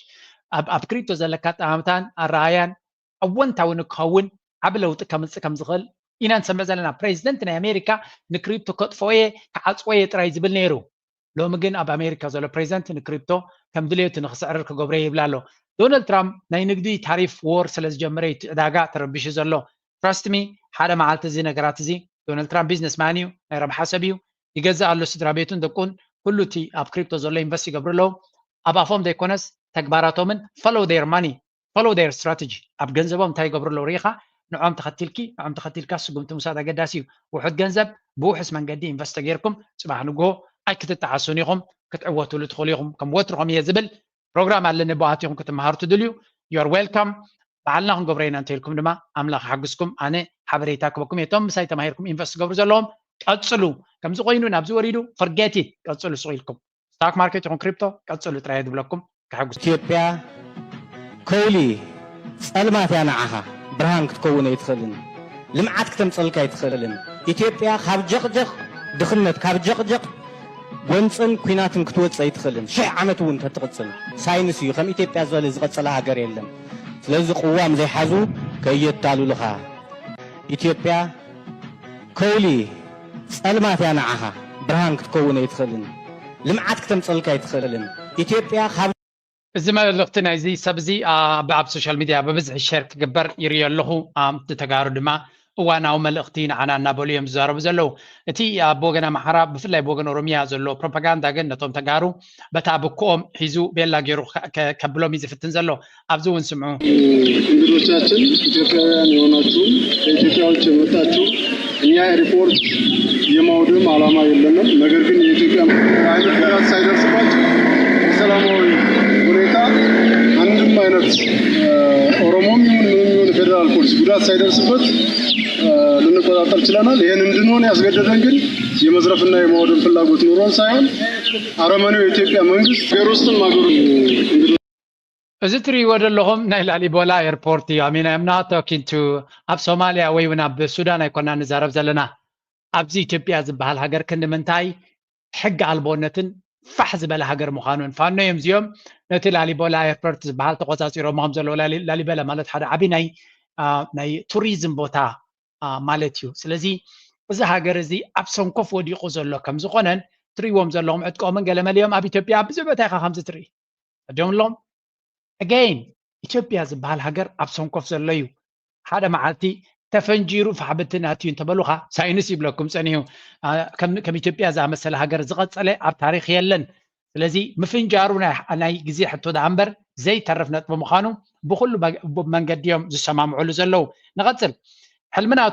توم حالم تجن سمعوا ما بزي لا الزبا دومي على دومي راغا قرارا بركاب سطاچون يعني عارف مقبط አይመስላችሁም ብላላችኋል 20 ኪሎ ሜትር መሬት ስጥኝ መጨረሻ የጻፈ ደብዳቤ ነው ዶክተር አለ ለኢሳያስ አፈወርቂ ጻፈው ከዛ ቀን ጀምሮ ኢሳያስ አወሰፈው ስትሮክ ያዘዋል ስትሮክ የመታደለት ነው የሚባለው ወይስ ብቻለሁ ምን አለ ብለስ ነው እርግጠኛ አይደለሁም ወፍዬ እንታይ ዝብል ዘሎ እዚ أنا أقول 5 بعلتاوي enjoyment انديدريو 10 كيلومتر مريتنا إيرتراس بس كباب الدمية راسي 10 كيلومتر هبن نيلوسي أبي أحمد نبي إيرترا دبدابة صحيفنا بريزنت سياسي زبل نازلو 10 كيلومتر مريت هبن نيلوسي صحفلو دبدابة سي بريزنت سياسي أمام لب فطيرو لي بلا الله I mean برد ترؤس تخكل سرهيو I really question it نايت مرتبك عطم ترادي كنا ست عنا ناي رؤسهم وين عملك تحط زوتيو እዞም ሰባት እዚያቶም ኣከመይ ዝበለ ፋንታዚያ የማትዮም ዘለዋና ይርዳእንን እዩ እቲ ጽቡቕ ነገር ግን ዝብልዎን ዝሓስቦም እውን ኣይፈልጡን እዮም ትብል ሓንቲ ዘረባ ናይ ፕሬዚደንት ኢሳያስ ኣላ ብሓፈሻ ግን 20 ኪሎ ሜትር ኣይኮነ 20 ሴንቲሜትር መሬት ክትረኽቡ ኢኮንኩም ናብ ኤርትራ እዮም ተባሂሎም ዘለዉ እቲ ተሐጉስ ንዕዖም ጉሒፉ እንታይ ይገብራሉ ሻዕብያ እዚ ሻዕብያ is really the biggest troll ይብልዎ ንዓታቶም ሕርር ከብል ዝኽእል ኣብ ዝስምዕዎ ትግራይ ዘልያ ኩሉ መዳው ኣፍደገ ወደብ በመጥዋዕ ክትጥቀም ኣፍቂድሎ ጠና ውጽምዶ ምስ መንግስቲ ኢትዮጵያ ዘይኮነስ ምስ መንግስቲ ትግራይ ዝምስረት ዘሎ መንግስቲ ኤርትራ እቲ ንኢትዮጵያ ክነፍጋዝ ጸንሐ ኣፍደገ ባሕሪ ትግራይ ግን ክፍት ከም ዝገበረላ ኣፍሊጡ መስመር ወደብ በመጥዋዕ ንትግራይ ክፍት ከም ዝገበሮ ዘፍልጥ መንግስቲ ኤርትራ ንምንታይ ንትግራይ ዝብል ሕቶ ግን ኣብ ብዙሓት ፈጢሩሎ አብይ ኣሕመድ ኣፍደገ ባሕሪ ትብል ኣጀንዳ ካብ ዘልዕላ ኣትሒዙ ኣብ 4 ኪሎ ዝርከብ ህፃን ዘይናቱ ዝጥምት መራሒ ካልኦት መግለጽታት ኢትዮጵያ ተልዕሎ ዘላ ደገ ባሕሪ ዝብል ኣጀንዳ ሉዓላዊ ግዛት ኤርትራ ተጠቂሞም ሉዓላዊ ግዛት ኤርትራ ምትንካፍ ምዃኑ ናይ እንዳማትራይ ንደልን እሞ ዘይናሃትኩምን ኣይትድለይ ክብሎም ዝስምዑ ምስ መንግስቲ ኢትዮጵያ ብውጥጥ ዝርከብ መንግስቲ ኤርትራ ካብ ኢትዮጵያ ክመፃነ ዝፀንሐ ወደብ ቀይሕ ባሕሪ ንኢትዮጵያ ናይ ህላዊ ጉዳዩ ዝብል ዘረባ ኣወጥሕዎም እዩ ኣብ ቀርኒ ኣፍሪካ ዘሎ ምልውዋጥ ካብ ፖለቲካዊ ወፃእ ዘይትኸውን ትግራይ እውን ናብቲ ዘሎ መድረኽ ጎቲትካ ንምእታው ክስራሐሉ ይፀኒሑ ርግፅ ትግራይ ባዕላ ክትውስነሉ ትኽእል ዕድል ዝፀበበ እኳ ትኾነ ዝሓሸ መማረፂ ክትወስዳ በዘሎ ጉዳይ ቀይሕ ባሕሪ ታይትወስን ናመን ተዳሉ ዝብል ግን ምስ ኢትዮጵያ ዘለዋ ርክብ ምስ ኤርትራ ዘለዋ ርክብ ኮነ ምስ ኢትዮጵያ ድማ ምርኣይ ዝድለ እዩ ኣብ ትግራይ ዘሎ መሪሕነት ሕወሓት ምስ መንግስቲ ብልጽግና ዝፈትሐሉ ኾነ ዘይተፈትሑ ኣጀንዳታት ኣለው እዚ ክኸውን ተዘኪኢሉ ግን ምስ መንግስቲ ኤርትራ ርክብ ክፈጥር ሞ ዘይተፈትሐሉ ኣጀንዳታት ምስ መንግስቲ ኤርትራ ኮይኑ ክፈትሕ ዝኽእለሉ ዕድል ተጠቂሙ ይጥቀመሉ እውን ኣሎ ዝብሉ ፍልፍላት ኣለው ኣፍደገ ባሕሪ ዝብል ዛዕባ ኢላ ዘይተፈለጠ ትግራይ ኣፍደገ ባሕሪ ካባይ ክትጥቀም ትኽእል ኢኺ ዝብል ምላሽ ድማ ካብ ኤርትራ እውን ተዋሂቡ ኣሎ መኒሉ እንትኸውን ንብዙሓት ዘስደመመ ተዓዘብ ሓየለን እንታይ እዩ ሕጂ ኤርትራ ንትግራይ ኣፍደገ ባሕሪ ክትከፍት ትኽእል እያ ወይ እውን ኣክሰስ ክትህብ ትኽእል እያ ዝብል ዘረባ ኣብ ኣዲስ ኣበባ 4 ኪሎ ንኣቢ ዝለዓለ ቁጥዕ ክፈጥረሉ ከም ዝኽእልን እቲ ዝለዓለ ፀርፊ እውን ክኾነ ዝኽእል እዩ ብኻልእ ዘራረባ ኤርትራ ኢዝ ብፍጹም ቡሊ ክትከውን أبي أحمد نيرترا ببروباغندا يخون بخالي زمچا غير نيرترا كقرقر وي كفرارد حسب انتلو complete the opposite تي بنش اروت ايتي دفترو دزلو حدا يزي تتغارو افتغ بحري اللي افتغ كفيتهم لهم كم زلون لساتهم دمازل عليه ازرا بارس خوينلو حدا ترايبلو قال انت غير ومالو نشعبيا كتكسكس جميركا you're playing with fire مس حدا مكور زخونه سبيخات واغا زلغا ان نوعو واغا نخد كفل دما دلونات كل وكاك خلالو ابزي هجي كاليتنت بنيرا I'll try to find that one ابي كم زلا give me a second I will try to بزريو امحرا انت يبللو بزعبا زي كنتات زي كبرها لكم سلازلو غي ያ እዚህ አላትኩም ታ ቪዲዮ እዚያ መስምዖን ነው ዓፋር ስምዑ ብዚ አፈወርቂን ትግራይ መልእኽቲ ኣብሰደሎም ካብ ህወሓትን ፋኖን ብተወሳኺ ተላዓኺ ሓይሊ ክልል ዓፋር ከም ዝረኸበ ኣውጀሎም ሻዕብያ ክልል ዓፋር እውን መጥቀማ አንጻር መንግስቲ ኢትዮጵያ ክገብራም ኣብ ምንቅስቃስ ከም ዘሎ መልኪቶም መንግስቲ ኢትዮጵያ ኣብ ወጥሪ ዝርከብ መንግስቲ ኤርትራ አንጻር ብልጽግና ክስለፉን ተላዓኽቱን ዝኾኑ ሓይልታት ካብ ክልላት ትግራይ ኣምሓራ ሕዚ ድማ ዓፋር የጠናኽር ከም ዘሎ እዩ ዝግለጸሎም ምስ ደብረጽዮን ዝምራሕ ህወሓትን ህግደፍን ምሕዝነት ጀሚሮም ዝብል ጉዳይ ዳርጋ ናብ ወግዓዊ ኩነት ኣብ ሰግረሉዋን ተወሰኽቲ ምጥንኻራት ተላዓኽቲ ሓይልታት ኢትዮጵያ የካይድ ከም ዘሎ ባዕሉ ገሊጸሎም ሻዕብያ ብክልል ዓፋር ኣብ ልዕሊ መንግስቲ ብልጽግና ፀቕጥን ምፍጣር ዝኽእልን ዝበሎ ጉጅለ ዕጡቕ ከም ዘጣየሸም ብመንገዲ ፕሮፓጋንዳታቱ ኣቢሉ ገሊጸሎም ኣብ ቀረባ ሰሙናት ናብ ኤርትራ ዝሰለመን መንግስቲ ኤርትራ ድማ ኣቀባብላ ዝተገበረሉን በዓል ስልጣን ክልል ዓፋር ጉጅለ ዕጡቕ ጉግማ ሒዙም ምንቅስቃስ ከም ዝጀመረ ፍሊጠሎም እቲ ምስ ሻዕብያ ጥቡቕ ዝምድና ዘለዎ ጉጅለ ዕጡቕ ስርዓት ብልጽግና ብወተሃደራዊ ሓይሊ ካብ ክልል ዓፋር ንምስራግ ድልዋት ከም ዝኾኑም ሓጂ ኢብራሂም ዑስማን ዓሊ ዝተባሃለ መራሒቱ ጉጅለ ዕጡቕ ገሊጸሎም ሓጂ ኢብራሂም ዑስማን ዓሊ ኣብ ክልል ዓፋር ሓላፊ ቢሮ ምርባሕ እንስሳ ዝነበሩ ኮይኖም ኣቀዲሙ ላዕለዋይ ወተሃደራዊ ሓላፊ እጉጉማ እዩ ነይሮም ኣብ መፋርቕ ማይጃ ምስ ብኣማይቱ ቁፅር ሰራዊቱም ዕጥቁን ሒዞም ናብ ኤርትራ ከም ዝኣተወ ተገሊጾም ሕዚ ድማ አንጻር መንግስቲ ብልጽግና ኣብ ክልል ዓፋር ንምውጋም ቆሪጹ ተላዒሉ ከም ዘሎም እቲ መራሒ ጉጅለ ዕጡቕ ገሊጸሎም እዚ ድማ መንግስቲ ኤርትራ ኣብ ዝሕዝዋን ደገፍቱ ዝኾኑም ኣብ ክልላት ትግራይ ኣምሓራን ዓፋርን ከም ዝረኸበም መረጋገፂ ኮይኑሎም ይኹኑ ትግራይን ዓፋርን ንኤርትራ ሙሉእ ብሙሉእ ዘዳዋ ክልላት ምዃንን ዝፍለጡ ኮይኖም እዚ ድማ ኣብ ልዕሊ ኢትዮጵያ ንዝገብሮ ፀቓጣይ ምንቅስቃስ ወሳኒ ግደ ክህልዎ እዩ ተባሂሉ እውን ይግለጽ እዮም ከምዛ ትሪእዋ ዘለኹም እያ እታ ኩነታት ሻዕብያ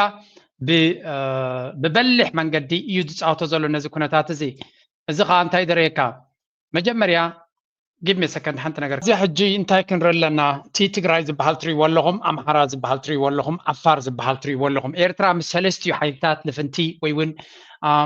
ጽቡቕ ዝኾነ ዝምድና እናገበረት ትኸይድ ኣላ ካብዚ ንላዕሊ ስትራቴጂ ክህሉ ይክእል እዩ ኢትዮጵያ ዝበሃል ክፈራረስ ዝኽእል ሃገር ምዃኑ ድሕሪ ፈሊጥካ መጀመርያ ዝምድና ምስ ጎረቤትካ እዩ ዘድልየካ ጎረቤትካ ድማ መን እዩ ዓፋር እዩ ትግራይ እዩ ከምኡ ድማ ኣምሓራ እዩ ዝኾነ ይኹን ኣጀንዳ ንክገብር ኣብይ ኣሕመድ ናብ ኤርትራ ዝኾነ ይኹን ወራር ክገብር ተኮይኑ ብትግራይ ወይ ብዓፋር ክመጽእ ዝኽእል ስለዚ ንዓፋር ዕጡቕ ጉጅለ ምግባር እውን ኣገዳሲ እዩ እዚ ኸ እንታይ ገብረካ ነቲ ዝኾነ ይኹን ሞቢላይዜሽን ንሱ ክገብረ ዝኽእል ኣብ ዓፋር ሓደ ዓፋር ማለት ከቢድ ቦታ እዩ ንኩናት ዝምችእ ኣይኮነን ምናልባት ናትናኤል ኣብ ዝሓለፈ ኢንተርቪው ናቱ ፅቡቅ ምሳይ ዝገበሮ ከም ኢሉ ፅቡቅ ገይሩ መብርሂ ብነይሩ እቲ ዓፋር ዝበሃል ንኩናት ዝምችእ ቦታ ኣይኮነን ኣማራፂ ሰለስተ ኣነ ጥራይ ብዓፋር ዝፍትን ዘሎ ዝብል ዘሎ ንኣብይ ኣሕመድ ዓፋር ዝፍትን ዘሎ ከም ኣማራፂ ክጥቀመሉ ስለ ዝደለየ እምበር ዘዋፅኦ ስለ ዝኾነ ኣይኮነን ግን ኢቭን ነቲ ዓፋር ዝበሃል ሲናርዮ ብሎክ ክትገብሮ ኮይንካ ካልኦት ድማ እቲ ብግምጣል ጌርኩም ክትሪእዎ ዘለኩም ኣነ ዝነግረኩም ዘለኹ እዛ ቪድዮ እዚኣ ናይ ኣምሓራ ዓብይ ናይ ፋኖ ተንቀሳቃሲ ጉጅለ ዝገብራ ዘሎ ቪድዮ እያ እንታይ ዝብሉ ዘለዉ ኤርትራ ንእሽተይ ሃገር እዩ ብቁፅሪ ክትሪኦ ከለካ ምስ ህዝቢ ኣምሓራ ወይ ምስ ክልል ኣምሓራ ብዙሕ ህዝቢ ክመጣጠን ዝኽእል ኣይኮነን ግን ንእሽተይ ኤርትራ ሃገር ከማንሲ ክንድዚ ዝኣክል ወታደራዊ ጭዋዳ ዘለዋ ኣምሓራሲ ካብ ኤርትራሲ ተማሂሩ ብሚልዮን ዝቁፀር ሰራዊት ክገብር ክኽእል ኣሎ ነቲ ዘሎ ምንቅስቃሳት ናይ ዞባ መዕለቢ ክትገብረሉ ተኮይንካ ድማ ሓያል ወታደራዊ ኣቃውማ ክህልወካ ከም ዘለዎ ይዛረብ ዘሎ ናይ ወልፅዒድ ኣምፂኦም ከም ኣብነት ተጠቂሞም እዮም ኤርትራ ዝበሃል ሓያል ዝኾነ ወታደራዊ ዓቕሚ ዘለዎ ከባቢ 400,000 ሰራዊት ዘለዎ እዩ ስለዚ ህዝቢ ኤርትራ ብምንፅፃር ህዝቢ ኣምሓራ ካብ 25-30 ሚልዮን ዝግመት ህዝቢ ልዕሊኡ ክኸውን ከም ዝኽእል እዮም ዝነግሩ እዚ ብዝሕ ዘለዎ ህዝቢ 1 ሚልዮን ሰራዊት ንክገብር ዝምጥኖ እዩ ምስ ዘሎ ኣብቲ ከባቢ ዝግበር ዘሎ ምንቅስቃሳት ድማ ካብ ኤርትራ ብዙሕ ክንምሃር ክንክእል ኣለና ብምባል እዮም ነዚኣ ኣብ ቪድዮ እዚኣ ሼር ዝገብርዋ ዘለዉ ኤርትራ ንብዙሓት ወገናት ኣብቲ ቦታ ዘለዉ ሓያል ሰራዊት ዘለዋ ሓያል ወታደራዊ ኣቃውማ ዘለዋ ሃገር ምዃና ዝጠራጠር ሓይሊ የለን and this is a statement እዚ ሓደ ንጹር ዝኾነ መረዳእታ ኣብ ልዕሊ ወታደራዊ ኣቃውማ ኤርትራ ዘነፀረ ኩነታት ኢና ንርኢ ዘለና ቀፂሎም ነቲ ኩነታት ብኩሉ መንገዲ እዮም ዝሪእዎ ዘለዉ እስከ መጀመርያ ካብቶም ኣንዘልሒጦም ዘለዉ ነገር ሽግር ዝፅውዑ ዘለዉ ሰባት ንርአ ሻዕብያ ምስራሕ ሕዚ እውን ኣይከኣልን ድዩ ኣነ እኮ ካብቱ ተኣስሚዐ ዝገዝ ዘለኹ ማለት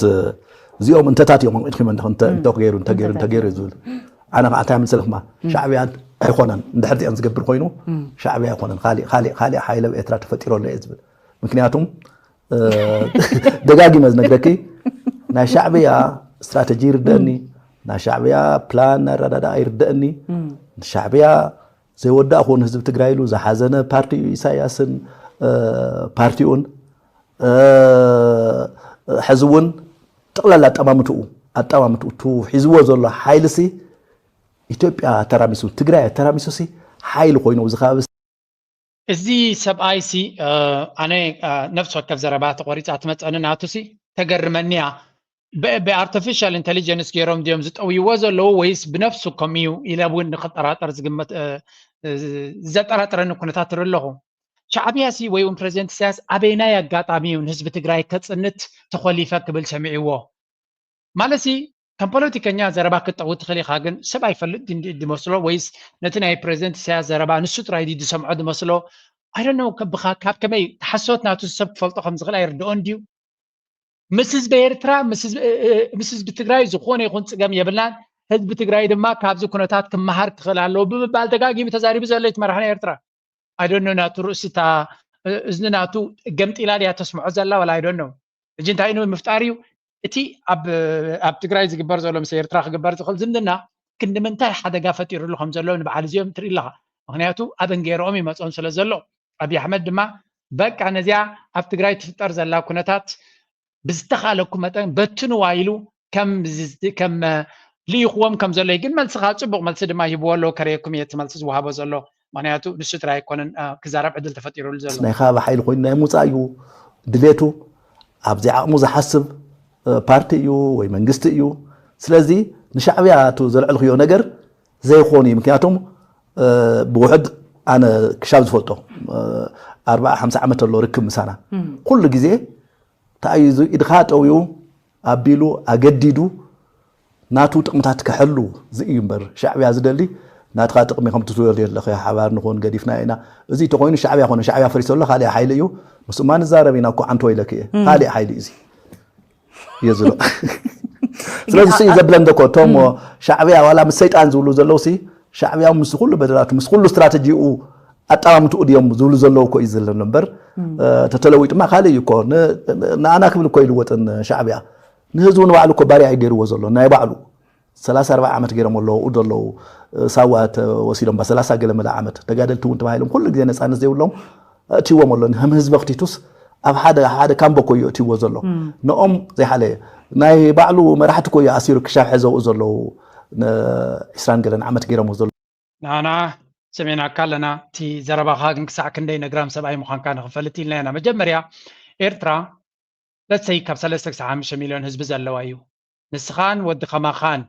ኣብ 4 ኪሎ ኮፍ ኢልኩም ላብ ዝነበርኩምን 80 ሚልዮን 9 ሚልዮን ህዝቢ ኣለና ነዚ ሃገር እዚኣ ክነጥፋ ኣለና ኢልኩም ንግሆም ምሸትን ንስኹም ጥራይ ግን ብዓቕምኹም ከም ዘይትኽእልዎ ፅቡቅ ጌርኩም እዮም ትፈልጡ ነይርኩም እንታይ ዳ ጌርኩም ንኣሜሪካ ዘሎ ድዩ ንጀርመን ዘሎ ድዩ ንግብፂ ዘሎ ድዩ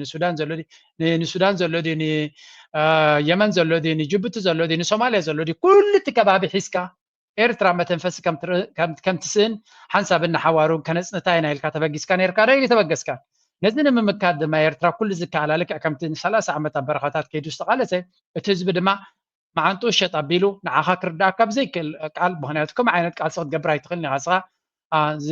ጥረ ስጋ ከይበላዕካ 2 መዓልቲ እንድሕር ጌርካ ክትመውት ስለትኽእል ህዝቢ ኤርትራ ግን ኣይኮነን ጥረ ስጋ ማይን መግብን ከይበልዐ ሰሙናት ክቕፅል ከም ዝኽእልን ንዕላምኡ ፅንዑ ዝኸይድ ፅንዑ ስለ ዝኸይድ ድማ ኩሉ ግዜ እናተዓወተ ዝኸይድ እዩ this thing is a secret for you my friend ስኻ ክርዳእካ ኣይክእልኒ ምክንያቱ ዕላማኻ እንታይ ምዃኑ ክርዳእኒ ስለ ዘይከኣለ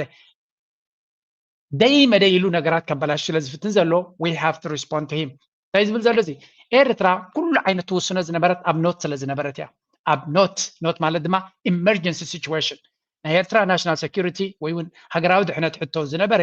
ዝለዓለ ደረጃ ክበዲ ኣብ ኣፍሪካ ብዝኾነ ይኹን ሃገር ከተወዳድሮ ይትኽእልኒ ኣብ ልዕሊ ኤርትራ ወሪዱ ዘሎ ብገዳ ብዕፅዋ ብተነፅሎ ጥራይ ዘይኮነ ሰራዊት በዓል እዚ ዝመርሕዎ ዝነበሩ ወይ በዓል እዚ ዘማኽርዎ ዝነበሩ ሰራዊት ናይ ኢትዮጵያ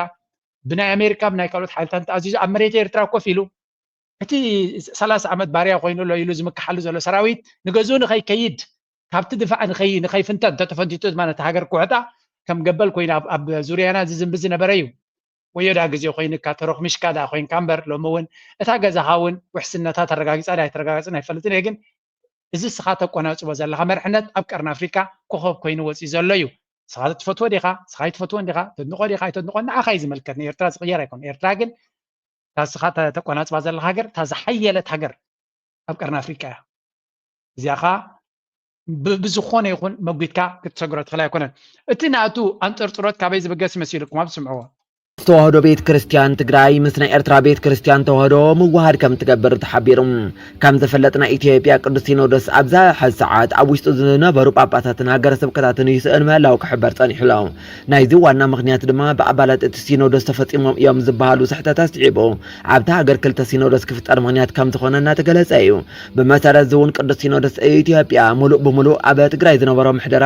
ከም ዘሳኣነ ዝፍለጥ ኮይኑ ነዚ ስዒቦን ኣብ ትግራይ ዝነበረ ሃገረ ስብከታት ብቤት ክርስቲያን ትግራይ ከም ሓደራን በናይ ቤት ክርስቲያን ትግራይ ናይ ጳጳሳት ሹመት ከም ዝተገበረለን ዝፍለጥ እዩ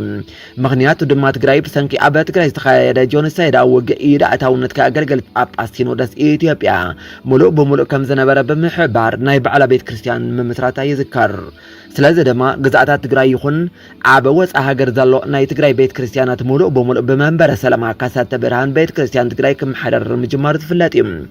እዚ ክኸውን ዝኽኣለሉ ምክንያት እውን ኣገልገልቲ ጳጳስ ሲኖዶስ ኢትዮጵያ ኣብ ጆኖሳይዳዊ ክናት ትግራይ ብዝለዓለ ጉዳይ ተሳቲፎም ከም ዝነበሩ ክሕበር ምጽንሑ ስዒብ እዩ ምክንያቱ ድማ ኣብ እቲ ጥፍኣት ህዝቢ ትግራይ ዝነበረ ውግእ ኣብ ልዕሊ ትግራይ በዞም ኣባላት ሲኖዶስ ድጋፍ ከም ዝተገበረ ስለ ዝፍለጥ ምዃኑ እውን ይግለጽ ናይ ባሕኪ ኣብ ትግራይ ዘሎ ሰብ ክልብም ጥራይ ዘለዎ ቤተ ክርስቲያን ናይ ኢትዮጵያን ኮላያ ምስ ኣቢ ወጊና ነራ ተዋሓደ ዚታሲ ቤተ ክርስቲያን እቲ ሲኖዶስ ዝበሃል እንድሕሪ ህልቂት ወይ ቅትለት ፈጺሙ ሰራዊት ናይ ፌደራል ብባርኾት ናይቲ ሲኖዶስ ምዃኑ እዮም ዝነግሩ ዘለዉ ስለዚ እቲ ቤተ ክርስቲያን ናይ ትግራይ ምስ ናይ ኤርትራ ርክብ እንድሕር ገይሩ ነቲ ህዝቢ ንህዝቢ ክግበር ዝኽእል ምቅርራብ እውን ዓብዪ ኣፅልዋ ክህልዎ ይኽእል እዩ ብሓፈሻ ብትግራይ ዘሎ ብፍላይ በዓል ስታሊን ዝገብርዎ ዘለዎ ስራሕ ዓብዪ ክብሪ ዘለዎ ይጽንሕ ኢለኸርየኩም እየ ግን እዚኣ ስምዕዋ ደገፋት ክገብረሉ ንውሓት ዘድልዮ ደገፋት ክገብረሉ ቃልኣት የሎም ህወሓት ድሕሪ ሕዚ ወደባት ኤርትራ ክጥቀም ፈቒድና ኣለና ክብል ኣፈኛ ፕሬዚደንት ኤርትራ ኢሳያስ ኣፈወርቂ ኮይኖም ብሚድያታት መፂኡ ዘሎ ኣወል ስዒድ መንግስቱ ወደባት ኤርትራ ንህወሓት ክፉታት ምዃኖም ኣዘራረብ ሓበሬታ ዘርጊሕሎም እዚ ድማ እቲ ኣብ መንጎ ህወሓትን ሻዕብያን ተፈጢሩ ዝበሃል ዘሎ ዝምድና አራት ቦታ የተከፈለ ነው ማለት አንደኛው የሚታወቀው ጌታቸው ረዳና ተከታዮቹ ሁለተኛ ዶክተር ደብረጽዮንና ተከታዮቹ ሶስተኛ ሞንጆሪኖ እና ጀነራሎች እና ባለስልጣናት ከኤሪትሪያ ጋር አብሮ ኦፐሬት የሚያደርግ የወርቁን የምን የሚሰራ እንደ ካርቴል አይነት ግሩፕ አለ አራተኛ ከሰራዊቱ አፈንግጠው ወደ አፋር ሪጅን ጠጋ ያሉ ወጣቶች አለ እዚህ ያሰባሰቡ ይሄ አራት ነው እዚ ትሪእዎ ዘለኹም እቲ እንታይ እዮም ዝብሉ ዘለዉ ትግራይ ኣብ ኣርባዕተ ተመቒላ ከም ዘላ ኣብ ኣርባዕተ ጥራይ ዘይኮነስ ኣብ ልዕሊኡ ክትምቀል ድማ እቲ ኣጀንዳን ፕላንን ከም ዝኾነ እቲ ናይ ትግራይ ህዝቢ ድማ ነዚ ኩነታት እዚ ክምክት ከም ዘለዎን እንተዘየለ እቲ ዕጫ ንዑ ዝፅበየ ዘለዎ ከቢድ ብድሆ ከም ዘለዎን ነዚ ብድሆ እዚ ክሳብ ዘይሰገረ ድማ እቲ ዝደልዩ ሕልምታት ተጋጥም ከም ዘይክእል ስለዚ ናይ ደብረፅዮን ኣሎ ይብሎ ክልተ ኢና ንብል ነርና ንሕና ጌታቸው ረዳ ምስ ጻድቃኑ ኮይኑ ዝመርሕዎ ዘለዉ እቲ ካልእ ድማ ናይ ደብረፅዮን ክልተ ብሎክ ከም ዘሎ ክንገር ከሎ እዚኦም ድማ ኣብቲ ናይ ደብረፅዮን ድማ ናይ ሞንጆሪኖ ዝበሃል ወገን ከም ዘሎ ኣብ ኤርትራ ገፁ ዝኣቱ ዘሎ ገለገለ ይብልሎ በቲ ድማ ካብቲ ናይ ደብረፅዮን ድማ መንእሰያት ወታደራዊ ዓቕሚ ሒዞም ዝተፈንጥቱ ድማ ኣለዉ እዚ እንታይ እዩ ደይ መደይ ኢሎም ነቲ ዘሎ ነገራት መመሊሶም ናብ ዝገደደ ንክኸይድ ዝገብርዎ ዘለዉ ድፊት ኢና ንርኢ ዘለና ሪል ኮንትራዲክሽኑ ቅድም እንዳልነው ዋናው በነ ጌታቸው ረዳና በነ ደብረጽዮን እና በእነኚህ በወጣቶቹ ነው የሞንጆሪኖ እና የደብረጽዮን ሊታረቅ የሚችል አይነት ኮንትራዲክሽን ነው ግን አራት ናቸው እነ ሞንጆሪኖ እና እነ ደብረጽዮን ከኤሪትሪያ ጋር መስራት ይፈልጋሉ ከኢትዮጵያ መንግስት ይልቅ ከኤሪትሪያ ጋር ነው የሚመርጡት እና ከኢትዮጵያ ጋር የሚሰሩትን ባንዳዎች ነው የሚሏቸው ወጣቱ ግን ሰራዊት ያለም ከሰራዊት ውጭ ያሉ ይሄንን አይፈልጉም ይሄ ከኤሪትሪያ ጋር መሞዳሞዱን አይፈልጉም ለምን እዛ መሃል ከማይፈልጉት መሃል የተጎጂ ቤተሰቦች ትልቅ ቅሬታ አላቸው ልጆቻቸው በጦርነቱ ተጎዱ ወጣታቸው ወደ ኤሪትሪያ ነው የሚያመለክቱት እጂ እንታይ ዝብል ዘሎ እቲ ነቲ ዘሎ ጋፕ ነቲ ህዝቢ ኢትዮጵያ መፍተቶም ዝደልይዎ ሰም እዮም ዝነግሩ ዘለዉ ነቲ ኩንነት ዘይኮነስ ዝደልይዎ እንታይ ዝብል ዘሎ እቲ ናይ ደብረፅዮን ብሎክ كمون ناي منجورينو زبلو زلو مسيرترا ناي مسرحن مسيرترا خوينكا مسرح علاما خم زلون دليت كم زلو ومن نتوم مس أبي زسرعو زلو دما كم باندان كدعاتن غيرهم كم زغصرو ميزبل زلو تياتهم دما كمو اتمنى سي تزبز بس حقن مسيرترا زغبر سرح ايدليوني زلو يزبل زلو ابيناي مسعته كايتكا ابيناي بوتا خوينكا مسعته غيركا مخنياتو ساتم زبلو زلون اتي حدا زي ميديا زي ما خص معكم كتعازا سلو زخونكي اتي زبحال زلون سوم زبلو زلون اتكوننتن بزح فللي كم زلون خنفلت الى قدامي اذا اول زغبرو سرح كنمنتاي نتي دايناميكس كم زغيرو كردانا كخلالو زي سمعوا امو بريزيدنت إساياس أفورقي بسرعة لن يلي جميروا زي تابعتها أنا تيكونتن كم ترى يوتيوب كم ترى من أختي تريوا زي قال من قصر عيو يبانا قرب اسكال كم تزاروا وصاروا مالتي فهو وشتات زرزر اللو كذا أكتيفيستات وين كم زيتكم أتوم خطوة تدخل لكم زولا ملو ثم تراي زلو مالتي خمسة كمان يكون الميديا سواتنا هنا نايدك باسبورت سلزلنا تقامي بلنا نقولنا أكتر أبي تبقى وسزيلنا تقامي أنا يكون خمسة كمان يكون ميديا زلنا أكتر راي زلو مالتي كم نبرهن أكتيفيست برهنه وما عندنا ما ديري زلكم تقولكم توزو مالتي لعلي خوون زقبو حدا كم حدا منقسي كم حدا لو على حاجة قام جرو صاوعت كقرب يبل كم ذيك عتو هزو تو خبلي خلقن نقول عخباي بالحي ناتي رديت يزي ناتي رديت نقول عخباي بالعملت أكتيفيست ولما تحس أقام إنه أدو قال سبعون أكتيفيست لا تخيل مالتي خمد لك بس مرة يا زياون جد هايتي أبتي وش تحقي كالس أقام كيف تركا كم يجر كانت حقي official بزي كونه من قدي كت زرقح تخل مالتي زي جنتاي زبزلو interpretation يزي من سيرترا exactly انتايتي نسو أوتي وزول حبريتا مسجزية كنت سرقلي جن official زخون statement تخد قبراي تخلني خا بمن قد أول دوت زول حبريتا ون دايما دايتا بهاي لز قبر زولي the back channel يو معناته إيرترا وقع وزخونه أب إكس بمن قد منيستر حبريتا حقر إيرترا توي ما نقبر مسكلي دوت بود ما بير تي في بجازيتا حدث إيرترا بخالي دوت ناي منقسك على شيء باول سعد دوت جن ان official يجن وزيت كذا لو يجي activists كاتو يوصل خليهم قبل كله أتا activists سي انتايو definition ناتا مالت دي لوس زخونه ويون كم تمر زخونه definition زي بالله سلسلة مالتيو من سيرترا نتزولو جاب من البات ناي تجراي اللي تيو زخونه نجار نكاتو أفدق يخفت كم زلينا نرزلنا كل زي نجار زي قال سبعة كردو زي كل إذا كل زي نجار رزلنا نأبي زخده زل من قد نقير سقطنا مقبار كينوز خده دما نتي أبي كجبر زخل بكوتات نمعت عاوز جبر زللي أتليس نهاي هجراود إحنا تحطه مش عبيا كما خروج زخل لكنه بسوز المتات أنت مكروز له سبسلة زي اللي we should follow this زين جرزي كم زل وقت قبله كلا لك عبد إحنا نهاي هجر نهاي 5 عمت مكروز له جنبارينا نزارب زلنا منقسي ثلاثة عمشان عمت مكروز له لذي زين جرزي you have to trust a little bit معناته إيرترا I mean بثلاثة نعسر عمت أمريكان كوفي لزن زنبارة سراويت ناي فدرال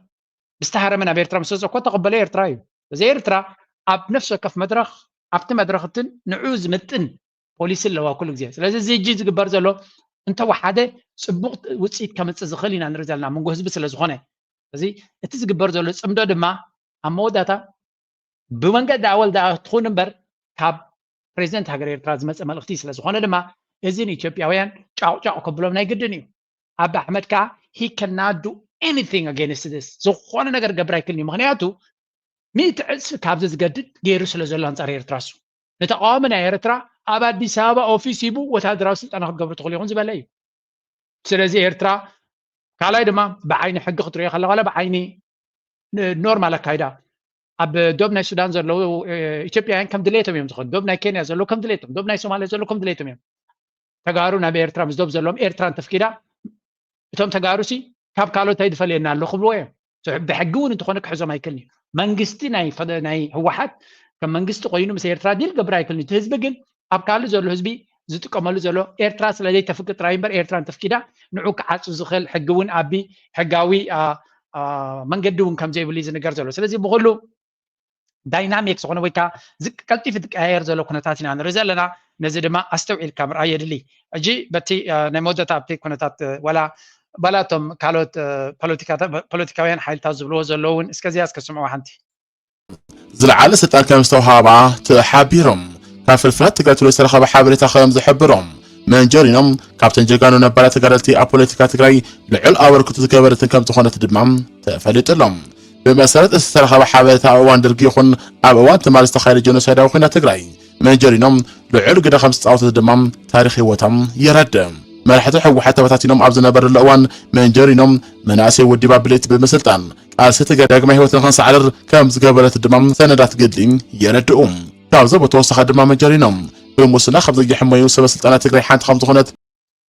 مكلخال تقرأي أبزوا معراب تقرأي سوقهم تموسادة متحبي أب سودان تركب أرم سوا استوهالت أرم تقرأي لومي أبل الورار تحيلتات كبير سوقهم تجمي سرعات بلتسقنا ناتهم كاب معلتنا بمعلتنا يتكذا زبعي لهم قصرهم زو السخوم زلو عدوات ورار تحيلتها سراوي تقرأي اللو ونابز بلهم كبابي بركات وسيد من سراوي تقرأي كم زواقهم تحبيران حيلتات مكلخال تقرأي أبزي قامت وقزي وسيدو متقعتي كفنو والله زموكرا سرعت بلصق سراويتون كم زهال عمر ما تحبيرا كاب سودان زتلاخو بانداتات حمورا كحزو خبلو دمسي سيامنا مبال تدالي زنابرا ناي مكلخال سراويت ناي بروباغاندا كفل دم از زينا مرد كوينو وعل مكلخال سراويت جنرال مدي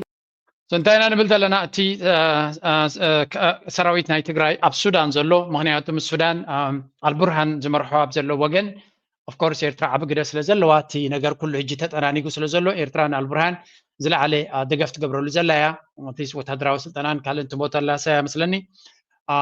ኤርትራ ኮንፊደንሻል ስለ ዝኾነ ሓበሬታ ካብቲ ወገን ሱዳን ድወጽ ዘሎ ጥራይና ንርኢ ዘለና ብኡ መጠን ድማ ገለ ክፋል ናይ ሰራዊት ኣብ ትግራይ ኣብ ሱዳን ዝነበረ ድማ ብወገን ሱዳን ገይሩ መጥቃዕቲ ክገብር ተገይሩ ኣብይ ኣሕመድ ክገብሮ ዝኽእልን ክብሎ ዝኽእልን የለን ስለዚ ብኮኦርዲኔት ዝኾነ መንገዲ ዝህረም ዘሎ ኣብይ ኣሕመድ ኣብዚ ሲቹዌሽን እዚ ወላ ሓንቲ ክግበረሉ ዝኽእል ኩነታት እውን ኣይኮነን እቲ ናይ ዓፋር ግንባር ንሪኦ ኣለና ፋኖ ዝበሃል ክሳዕ ክንደይ ተንስኡ ከም ዘሎን ኣንጻር ኤርትራ ጥራይ ኣይኮነ ነዚ ናይ ኤርትራ ኩነታት እዚ ብኣቢ ዝገብሮ ዘሎ ኣቢ ናይ ኣንጻር ኤርትራ ዝገብሮ ዘሎ ፋኖ ብጣዕሚ እዮም ዘልይዎ ዘሎ ምክንያቱ ንኤርትራ መሊሱ የቕሕራ ስለ ዘሎ ኤርትራ ተንስያ ነቲ ናይ ኣቢ ስርዓት ኣብ ምእላይ ኣክቲቭ ዝኾነ ሮል ክትፃወት ትኽእል እያ ዝብል እምነት ኣለዎም ኩላቶም ድማ ሓንቲ ነገር ይፈልጡ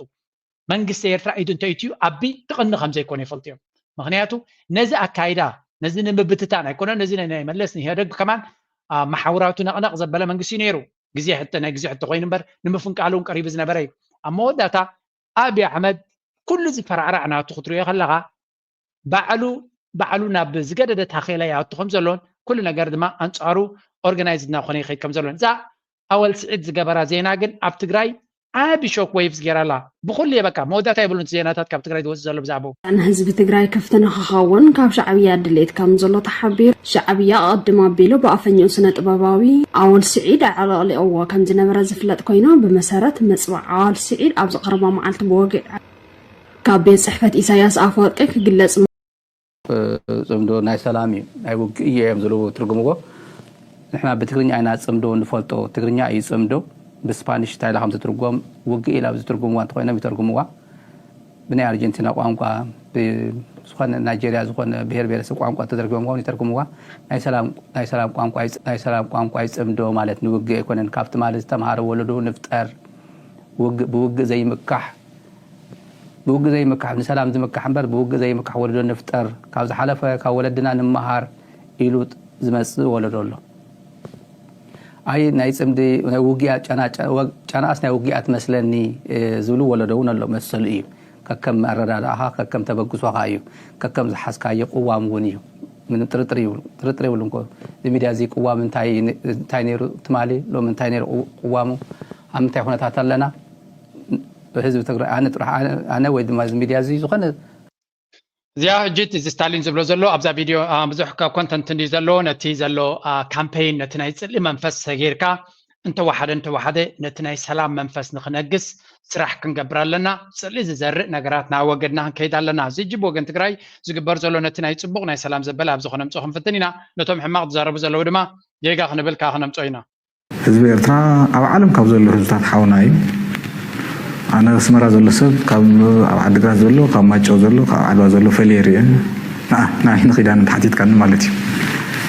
أو خيد إحنا خفض خان عين الزبقة قص نجار يقولي شو يحزنوني توم كم زبور إرتوانس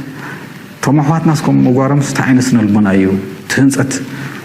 وينا يجن كساكون تخم يلم تشكون تولها كالي حزب تغينكو كتورار تويا ከም ሰብስ ሕና ክትፈድ ትደሊ እዚ ግን ዊልካ እውን ዘይወፀልካ ቃንዛ እዩ ምክንያቱ ተወቃዕካዮ እውን ሓውካ እዩ በርሱ ኢልካ ምስ ሸዋ ኮይንካ እኳ ዓጠቅጠቅ ትብሎም ትኽእል ኢኻ ግን ናይ ባዕልካ ኣነስ ንዓኻ እየ ዝቐትል ወይ ንስኻ ንዓኻ ትቐትል ምን ምፋላይ ይብሉ ናቹራል ሕውነት ኣለና ኣሕዋትና ኢና ኣሕዋትና ኢልካ ናይ ጉርብትና ይኮና ንወግዕ ዘለና ጉርብትና ይኮናን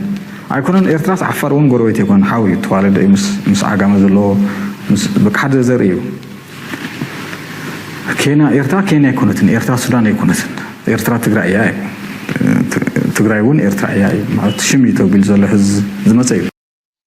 እዚ ዘረባዚ ልዑል ጥንቃቐ ክንገብረሉ ኢና ማለት እቲ ካልእ ኣጀንዳታት ካብ ክህሉ ስለ ዝኽእል እወ ንዓና ህዝቢ ትግራይ ልክዕ ከም ህዝቢ ናይ ሱዳን እዩ ካብኡ ንላዕሊ ይኮነ ካብኡ ንታሕቲ ይኮነን እዚ there is no special thing you know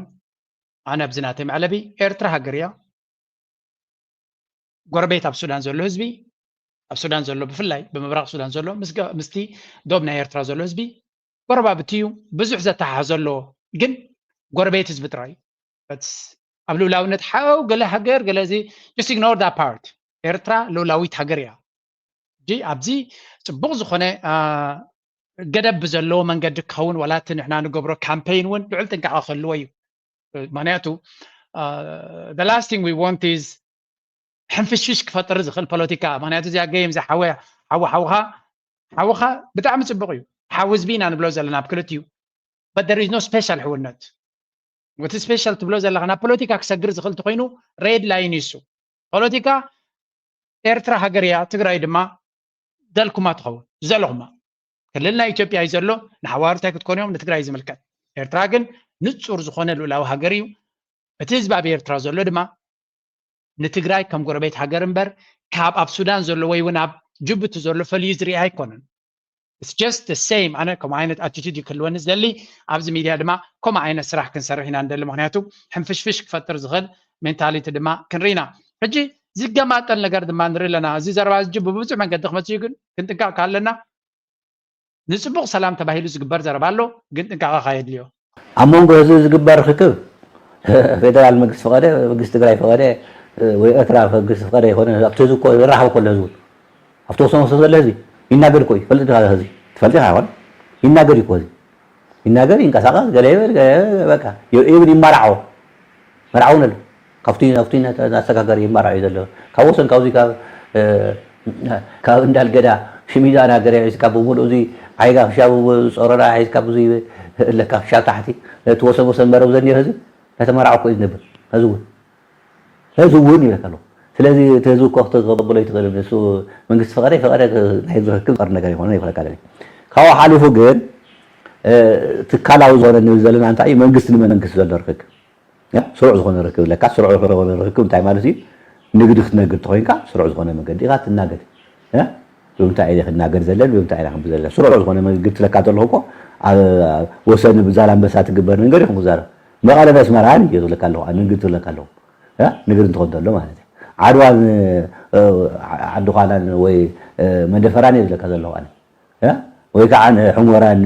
ተሰነይን እየ ዝብለካ ዘለኹ ብዓብዩ እየ ዝብለካ መንግስቲ እዚ ትተኽሎ ኣሎ እንድዩ እሱ ግን ኣነ ዝያዳ ከም ጆርጆ ነዚ ንመንግስታት እየ ዝገድፈሎ መንግስቲ ኤርትራ ምስ መንግስቲ ናይ ኢትዮጵያ ድዩ ምስ መንግስቲ ናይ ትግራይ ከመይ ክኸውን ይኽእል ናባም ንገድፎ እቲ ሓሳብ ግን እያ ካብ ናበይ ገፁ ክኸይድ ይኽእል ትዶብ ዘሎ ህዝቢ ንፁር ዝኾነ ሕግን ኣካይዳ እንተሪክያ ባዕሉ እውን ክኸይድ ዝኽእል እዩ ማዓረይ ወላ ለብሳ ሕዶ ብእግረይ ክመፀካ ባዕለ ንገርን እንዶ ይስዋይ ልበልካ ኩሉ ክኾነልካ ዋላ ዓብዪ እንተኾነ ነተዓረቂና ወያነ እንተደና በለ ዓብይኒ መቸም ኣብዚ ሶሻል ሚድያ ብዙሕ ነገር እዩ ዘሎ ኣስዒልካ ምርኣይ ጥራይ ዘድልየካ ገለገለ ከዓ በዚ ስምዕዎ እንታይ ይብሉ ኣለዉ እዛ ጉዳይ ፅምዶን ኣነ የተቐበልኳ እቶም ተቐበልኩማ ተጋሩን እቶም ተቐበልኩማ ኤርትራውያን ግን ክትፀራረፉ ከይንሪአኩም ተዓዘብቲ ኢና ዘለና ሕጂ ኣነ ተዓዛቢት ኣብ ጉዳይ ፅምዶ ኢድኤቱ ነይለ ሓቂቕ ዝኾነ ዘረባ ምክንያቱ ስቲል ስጋብ ሕጂ 9.5 أبز سدت زقمة تجراوي نزل صمدونا إرترا أي تقبل كزارو ده حضر دلو دوع دلو كن السمعين هذا اللي نرزنا هنا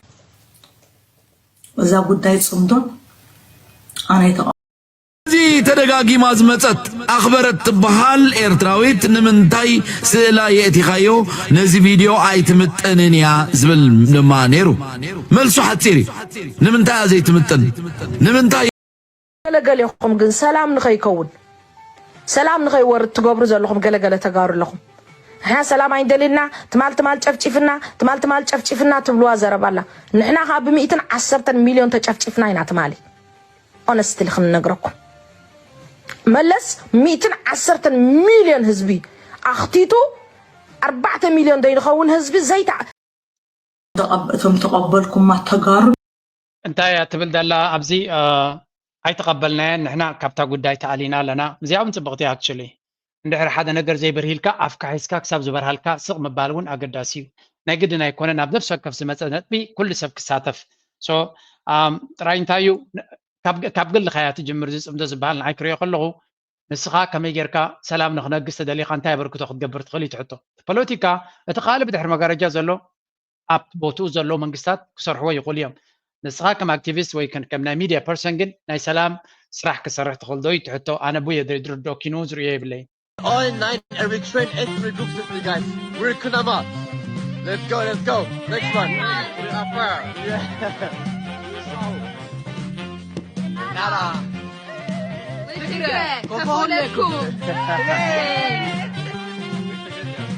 Let's go. بحكي دس بلا نزيوم جوجل لازيوم I don't know كساكندي أبي بمنتايوم زسلطانو ويون انتايوم ما يفلتني يجن بفلا يزود إيرتراون كيدو خلوا amazing نبحكي إيرترا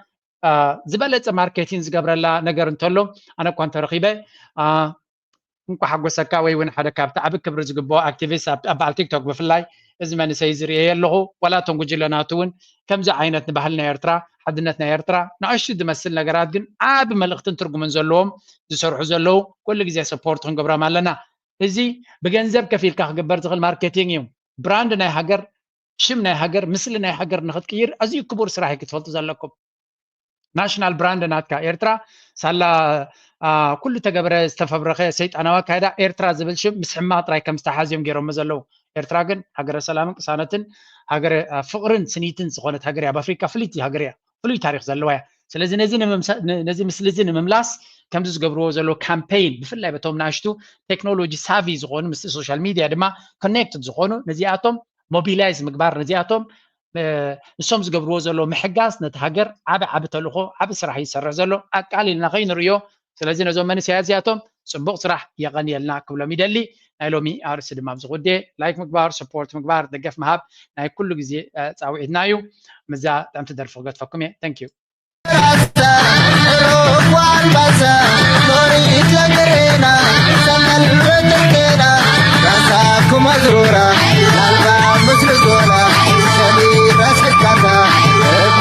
Shut